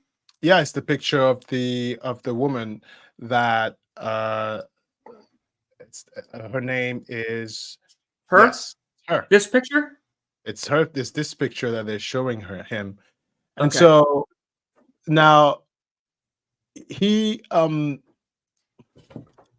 so she was a lady of the night, prostitute. Okay, she was a prostitute, and she needed some money for some drugs, and unfortunately, she landed on the wrong patron, and consequently, he killed her. Right. Now her name, Very, very frequent targets of serial killings, by the way. The police have a term for prostitutes when they're killed. They're believed to be less dead because people don't take their deaths as seriously. It's almost like we as a society here, a prostitute was murdered, and it's almost a certain a certain aspect of our brain serves them right. You know what I mean? Like they had it coming is kind of what police believe, and it's disgusting. Just because this woman worked in the sex trade or had an addiction or struggled does not make her death any less important than anyone else's. Correct. 100% correct. But the reason why I picked this particular part and this victim is because this happened when Israel was not happy with how the stories were being released. He wanted them to be released in a certain kind of narrative, and he didn't like that. So consequently, he withheld information, and he knew the FBI wanted that information. And that's like Beefy said, it's a cat and mouth thing. In captivity, his tool was like, okay, I'm so obsessed with control. I'm so obsessed with having the last word. I'm going to go ahead and vomit all this information in hopes that I still maintain this control. He's addicted to control. And so when he realized that he doesn't really have as much control in terms of what being let out, he wanted to strong arm the FBI into getting back some of his control, which means he doesn't want to die. He's too obsessed with that control. And I'm going to... So do we know, again, I keep interrupting you, I'm so sorry, but do we know what his goal is? Like, he says we want to hammer out this deal. What is he asking for in exchange for this information? Do we know that? It's actually, at first of all, it's a very good question. He never really explicitly says so. It's not like, I want this. It's all very vague, and for the purpose of prolonging and extending, because he doesn't want to relinquish the control. Because if he tells you what he wants and you give it to him, he lost control. Yeah. Right? He wants to be able to control the direction of where things are going. And at the very end, I'm going to show you that. Oh God, it's so fucking lame. I'm sorry. I hate that he does this little him-ha. Like, well, maybe I know where they're buried, or like, I remember they gonna talk about that case. I mean, maybe I do, maybe I don't. I mean, like, what are you gonna do for me here? Like, fuck off, bro. Exactly. So he's not loving every fucking second of it. Every second of it. Now, this obsession with control that he has consumes him to the point where it overrides his self-preservation complex. And the self-preservation concept is very, very strong. Pretty much what it means is that, you want to stay alive by all means necessary. He dies by self-deletion. I'm going to read this to you. So while he was being held in jail, he finds a way to smuggle and conceal a razor blade. And in that razor blade, he slits, these, trying to navigate the YouTube censorship. And essentially... you can say that he slit his wrist. That's fine. Okay. So he slit his wrist, and then obviously he dies. But he left a suicide note, and in that suicide note, it's in French. Lucky for you all, I can read it. Little insight for you, by the way. Alistair just sent me the piece on the right, and Sorry. I kind of knew there was like a longer portion of it, but it was like everything I could find really wasn't legible. Yeah, it was illegible. Do we have like a transcribed version of what it actually reads? Because I looked for that, I couldn't find it. I couldn't find it either. No. Okay. So I guess the police is like, no, very tight lip. But at the end of this, it says, La vie m'est insupportable, pardonne-moi. My life is unbearable, forgive me. And you might say to yourself, oh my God, remorseful. Oh my God, my God, my God. You know, it's not your fault. No. This line pretty much is saying, because he killed himself without giving all the information. Yeah. So he left this world with control.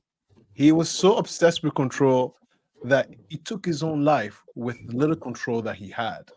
Because plenty of Yeah, victims, they say that a lot of murderers do that. Just Yeah. kind of to hold this, like a lot of them hold back like one or two victims just to kind of feel like it's the Control. last thing, they have over them. You know, it's like they almost get sentimentally tied to these people, as sick as that Yeah. sounds. And some of them, for some reason, they'll never admit to or like tell them where the body is or whatever. Or like you're saying, they just don't want to abolish that sense of being in the driver's seat for something as small as just knowing where a body is or admitting that you did something. Yeah. And all those victims never got justice because he died before trial. And all the victims that with unsolved murders on his computer never got the light of day. So he truly, really had the last word. We might think, So I have a note on this too. Yeah. In truly like abhorrent, like pathetic, striving to be like mastermind supervillain, he not only leaves this suicide note, but he scrolls in blood after he slits his wrists these drawings.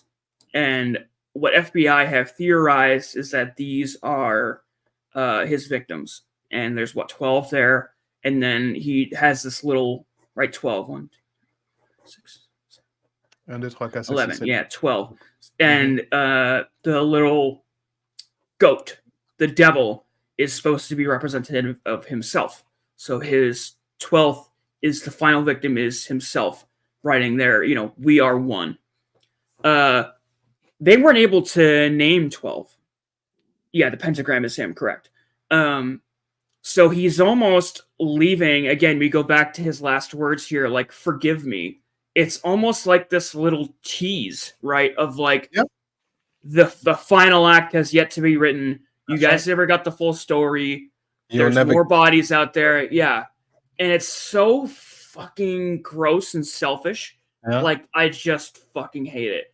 And don't forget, he also killed in Canada, according to him, that he said he'll never divulge. So there's way more than just what we don't even know. Part of me almost kind of wants to like this because it's very, like, it's pageantry. You know what I mean? It's drama. This is almost, he's like the Riddler in Batman, right? Like, he's leaving clues, like, you know what I mean? Drawings, like, solve the crime or whatever. Like, there's almost part of me that's like, it's kind of rad. But this isn't a fucking story. You aren't a supervillain. This isn't a comic book. These little fucking skulls that you drew probably do realistically represent people that you fucking murdered. I know. And you're keeping their family's sense of closure for what? Like, again, we talk about this weird bond that these serial killers end up establishing with their victims. They owe you nothing. They aren't connected to you. You inserted yourself into their life. I'm starting to get worked up. Hey, really quickly, go back to the note, and if you look at Charlotte, she says, Alistair, he was French. This letter easy to understand. If you click on that, Charlotte, you're correct, actually. Thanks for pointing it out. Because the way this is written, no, if you're not French speaking, you wouldn't write this tote that correctly. Charlotte, you're right. He might, Canada, maybe he spoke French. Yeah. Because he put the nice punctuation, la vie m'est insupportable, 2 P's. Yeah, Charlotte, I think he might have Wasn't known. that part of the wasn't that part of the case file though? Like, didn't he learn Arabic too when he was deployed or something like that? Like, he learned a couple languages, didn't he? Oh, you know what? Because he was in Egypt. You're right. Maybe he might have learned it while he was in Egypt. That's right, because he was deployed in Egypt. Either way. Brendan C is chiming in here. Samantha's family was crushed. Her dad was on the morning shows trying to get her back alive. I remember hearing too when he posted the picture, and he's saying too he was in Egypt. Yeah. So when Israel Keys first posts the ransom note, he sends a text from Samantha Koenig's her cell phone. That's what he had when he was arrested. That was a smoking gun. He had Samantha Koenig's debit card and her cell phone. And he sends a text to her boyfriend that says, the address at this certain dog park. And I think something like, ain't she pretty or something like that, like worded like that. And what he's alluding to, right, is like her dead body is pretty. And it's absolutely fucking disgusting. It just goes back to this, like, just really gross, pissant, like thumbing your nose, like he just wants to be fucked up as possible. Oh, it really makes me mad and it's disgusted. It's disgusting. It's not fucking cool. Is the part that I'm having difficulty relaying. Like, he thinks that he is this uber badass, that all these true crime shows are gonna fucking get their rocks off on it. And I very much want to run in the face of that theory. I want his memory to be trounced on. Like, he is a fucking douche. He's a dweeb, and he's not cool, is what I'm trying to communicate to you. Like, we can't let that be he can't win in that way, I guess is what I'm trying to communicate. Like, that was his goal, and I will not stand for it. But I think what he did, he educated the authorities to a new potential. So the next person who is like him won't be able to get away as easily, because now we know what people are capable of. And that's why I say all the time, you might ask yourself, how come the courts and the justice system wants to know why? How come people want to know why? We know he did it. He could have used his knowledge. He could have worked with the FBI. Like, some good could have come of this at least. I think the best good is that now we know that the dots can be connected from very far away, because understanding the why allows us to prepare ourselves for a potential disaster. Because to conclude really today's little show, if you show the FBI video, the very last one, it will make sense as to why I say that. This is the FBI is ended with the FBI video.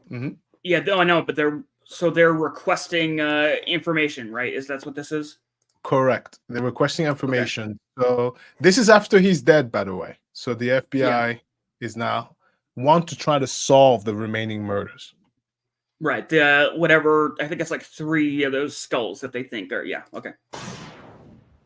The FBI releases interviews and a timeline of events of confessed serial killer Israel Keys in hopes of identifying his homicide victims. I'm Molly Halpern of the Bureau, and this is Wanted by the FBI. Investigators say Israel Keys, who took his own life in jail, committed 11 homicides across the country between 2001 and 2012. Case agent Jolene Godin says investigators have identified 3 victims. It's really important to us to be able to bring type of closure to family members that are still wondering what happened to their loved ones. He's also admitted to multiple kidnappings, bank robberies, home invasions, and arsons. He told investigators he buried caches of money, tools, and weapons across the country to help him commit his crimes. Our primary concern is identifying additional homicide victims, but we're certainly also interested in identifying other crimes that he committed because it will help us put him in a particular place in the country. He's told FBI agents he related the most with convicted serial killer Ted Bundy. He didn't really have remorse. Oh, God. Visit FBI.gov for details of Keyes' travels and interviews. Report tips to 1-800-CALL-FBI. So I like how he puts himself on this. He has to mention himself in the same breath as Ted Bundy. Ted Bundy. Fuck off, man. What a douche. So that's why the why is important, and that's why when we as a society, or even as the human species, when we face crazies like him, it hurts. It hurts initially, but we are resilient, and so we learn from the process of recovering and understanding why someone like that may have done that. Even if you don't have the distinct answer, the next person who tries to act like that, you and I will be like, oh, why is this weird looking guy stashing a bucket of something under the rocks? Oh my God, help, there's another one, right? So it makes it that much harder for the next one to be a loser. Yeah, to be fair, it's like I'm trying to get myself out of this funk of just really hating this guy so I can like talk about this case factually. It's hard when you get emotionally invested to these things. Yeah. What I will say about Israel Keyes, what's interesting about him, and to relate to what you're talking about, right, of how we can use his crimes to try and not only piece together his timeline, but also catch other criminals.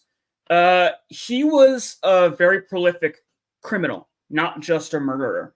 As they allude to there, it wasn't like he was just jet setting and stalking projects. He had to be able to bankroll all of that.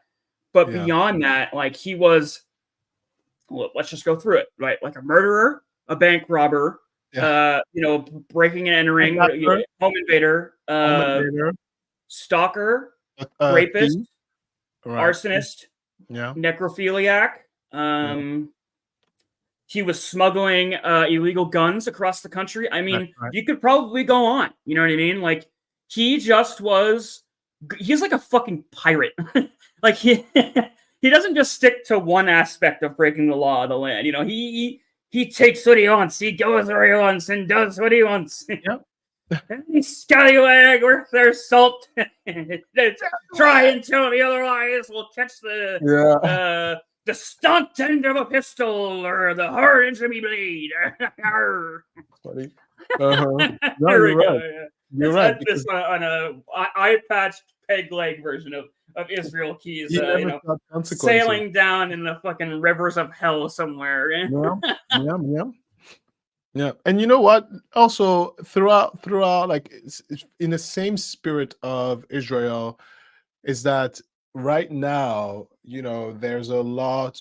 Well, before, but there's a lot of laissez-faire when it comes to criminals. Oh, slap on the wrist. Like, for example, the criminal that jumped over the judge and pulled her hair. I'm sure you've seen that video. Yeah. Our system is changing now to remove, even from like states like New York and whatnot. They're not double thinking the whole idea of, is this second chance thing this a good thing? So now they're looking more into what type of criminal are you, and that will dictate what kind of leniency you get, right? And which again, it's important because it's incidents like these that makes us understand the why, and then we're like, you know what? For the next criminal, you're not doing that. It hurts at the moment, but it improves us as a society. They talk about jail reform in the same ilk of what you're talking about, that like non-violent offenders should get social work in favor of long-term prison sentences, and we should be cracking down on violent offenders because it's like our criminal system is broken for a reason. It's like we are just using jail as a catch-all for anybody that breaks the law. And sometimes there are other motivations to why that person is breaking the law that can be corrected. Because really the goal should be rehabilitation. And right now the goal is more punishment. Like, if anything, jails are becoming criminal schools. Like, people are going into jail and Oh, coming yeah. out better criminals as opposed I to know. reformed ones. And you're I even know. seeing it more in jails too, where they have these programs where you can commit classes and get early parole. I'm sure Bubba can speak to this. He worked as a CO, but Yeah. you know, we're making very small steps in the right direction, but there's Yeah, steps it's moving. nonetheless. Yeah, it's moving. It's on the direction of change because people,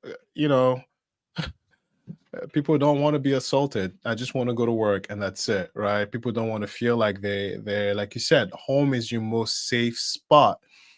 When the string of robberies here in Jersey, and mind you, I live in an area where nobody really locks their doors. Really, not me though. I lock my door, but it shook our community here across the entire. I don't want to say borough, but everybody was so afraid, they didn't know what to do, and it's like, and it escalated, and you could see the movement. And I remember the police was sending a report of where every car invasion happened, and then you could see how it's moving north to south, and how it escalates to home invasion, and how it escalates to armed home invasion. And then it's like it's crazy how it just escalates like the crime type. Forget your reform. You reform over there in jail, you're just bound to escalate if you know. Bubba's saying it right here. What they don't understand is minor crimes turn into major crimes. It's the broken window theory. I'm not familiar. Have you heard of that? Yes, that's exactly what I'm trying to say. Yeah, it's just like, oh, it's okay. Just no. Depending on your crime, we pummel you hard enough where you're like, oh, I shouldn't do this, right? Like the rest of us. Beefy, I would never go and murder someone, right? Because I know what will happen to me, right?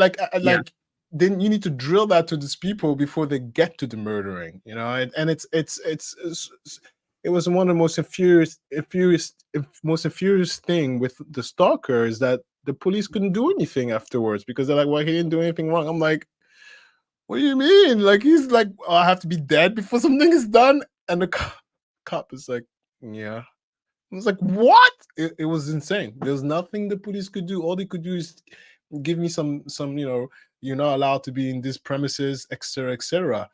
And that's what prompted the security features that we have here, because there was nothing the law could do for me. Can you imagine that? Oh man, yeah, it's awful, and it makes me think of what I think I want our final thought to be. So give me one second here. The final thought. If there is one thing we can all take away from this Israel Keys thing, it is the two sides of the coins of that. If a monster like Israel Keys were to have gotten on your track, there is little you could have done to evade that. And that's a scary thing, right? To just know that you could be more or less destined for death. Mm-hmm. That does not mean that we do not owe ourselves and our fellow man the efforts to make our lives as livable and as worthwhile as possible. We look at the examples of the couriers, for example, that just according to the man himself, they had done everything right. They had locked all their doors, and it just happened to be that the window in the garage, was breakable. Was that luck? Were they in the right place at the wrong time? Who's to say? But just because things might look murky at times, like our criminal justice system, we still need to make those baby steps every day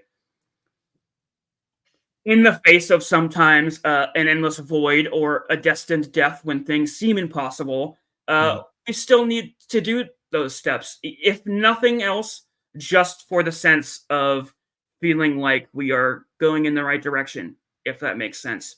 So I know like this was a really dark one, right? And we're kind of leaving it on this weird note, but what I am trying to encompass to you is, even though there are all these horrible things and Israel Keys may be coming for all of us, we have a duty not just to ourselves, but for our loved ones and for us as a society in the face of those horrific atrocities to still love our better man and love ourselves and our families. And yeah. I agree. And I think I know Israel Kid was dark, but I think I curated to make it not so dark, right? No, you did a great I was job, man. pretty This was careful awesome. what to pick, because I was like, okay, be careful here. Yeah, it wasn't. People are messaging me like bonanza, so we have to like get out of here soon. But this was an awesome show, man. You did a fucking phenomenal job. I gotta say, I love just kind of hanging back and talking about cases I know. I'm so much more relaxed. I'm just able to kind of chime in. I noticed that I like kind of dominate the conversation a little more when I'm not leading, which is weird. I don't mind. I don't mind at all. It's not weird. You're just excited. Speak. I don't mind at all. I think part of it is I don't have the game plan, so it's a lot more loosey-goosey, laissez-faire. So yeah, I can chime in as much as I want. And it turns out I'm as talkative as you are. Who would have thought? One thing I did want to say too before we go, and I'm cutting you off again. One thing I noticed is we started this podcast like maybe a month into us first meeting. Like I came on your live and we kind of like texted back and forth, and then we started the podcast like almost immediately. So this show is in real time an archive of our developing friendship. And I just think that is a really beautiful thing. That like I feel like we are not just co-hosts, but really good friends, and we're gonna be really good friends for a really long time. Yeah. And I look forward to the days where I can go back to episode 1 and kind of see like that awkward chemistry where we're still kind of feeling each other out now.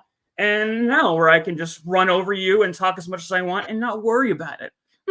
We never had awkward chemistry, but I think it's because at the end of the day, like whatever comes out of your mouth, my brain doesn't take it as offensive in any way, shape, or form. So I think that's why it's not like you have to do something very serious. I told you, right? The top three, you need to look at you differently, but no, we're just easy breezy, beautiful. Yeah, I think both of us were able to suss out almost immediately that we were both just very well-intentioned, like virtuous people, which I think is what draws us together. And I cherish you as a friend and as a host of this show. And thank you for doing such a great job today, friend. You're so welcome. Oh, Casey says you both are wonderful. You guys are all wonderful. We love you. I hope you guys have a great week. Alistair, will you take us home, my friend? Yes. Well, before I take us home, really quickly, speaking of the week, there's a major snowstorm here. Oh my God. The snow is out of control. COVID is out of control. I mean, everybody, like, it's insane. So everybody stay safe. I don't know what the weather is like where you are, but over here we are like state of emergency because the snow is crazy. But thank you so much for watching. Replay crew, hi, how you doing?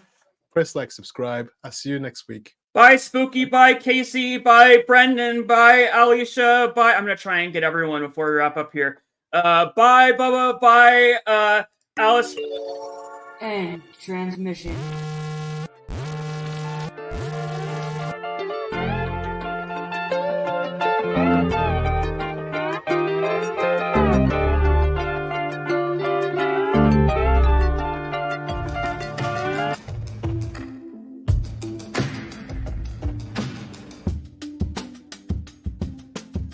Thank you for watching.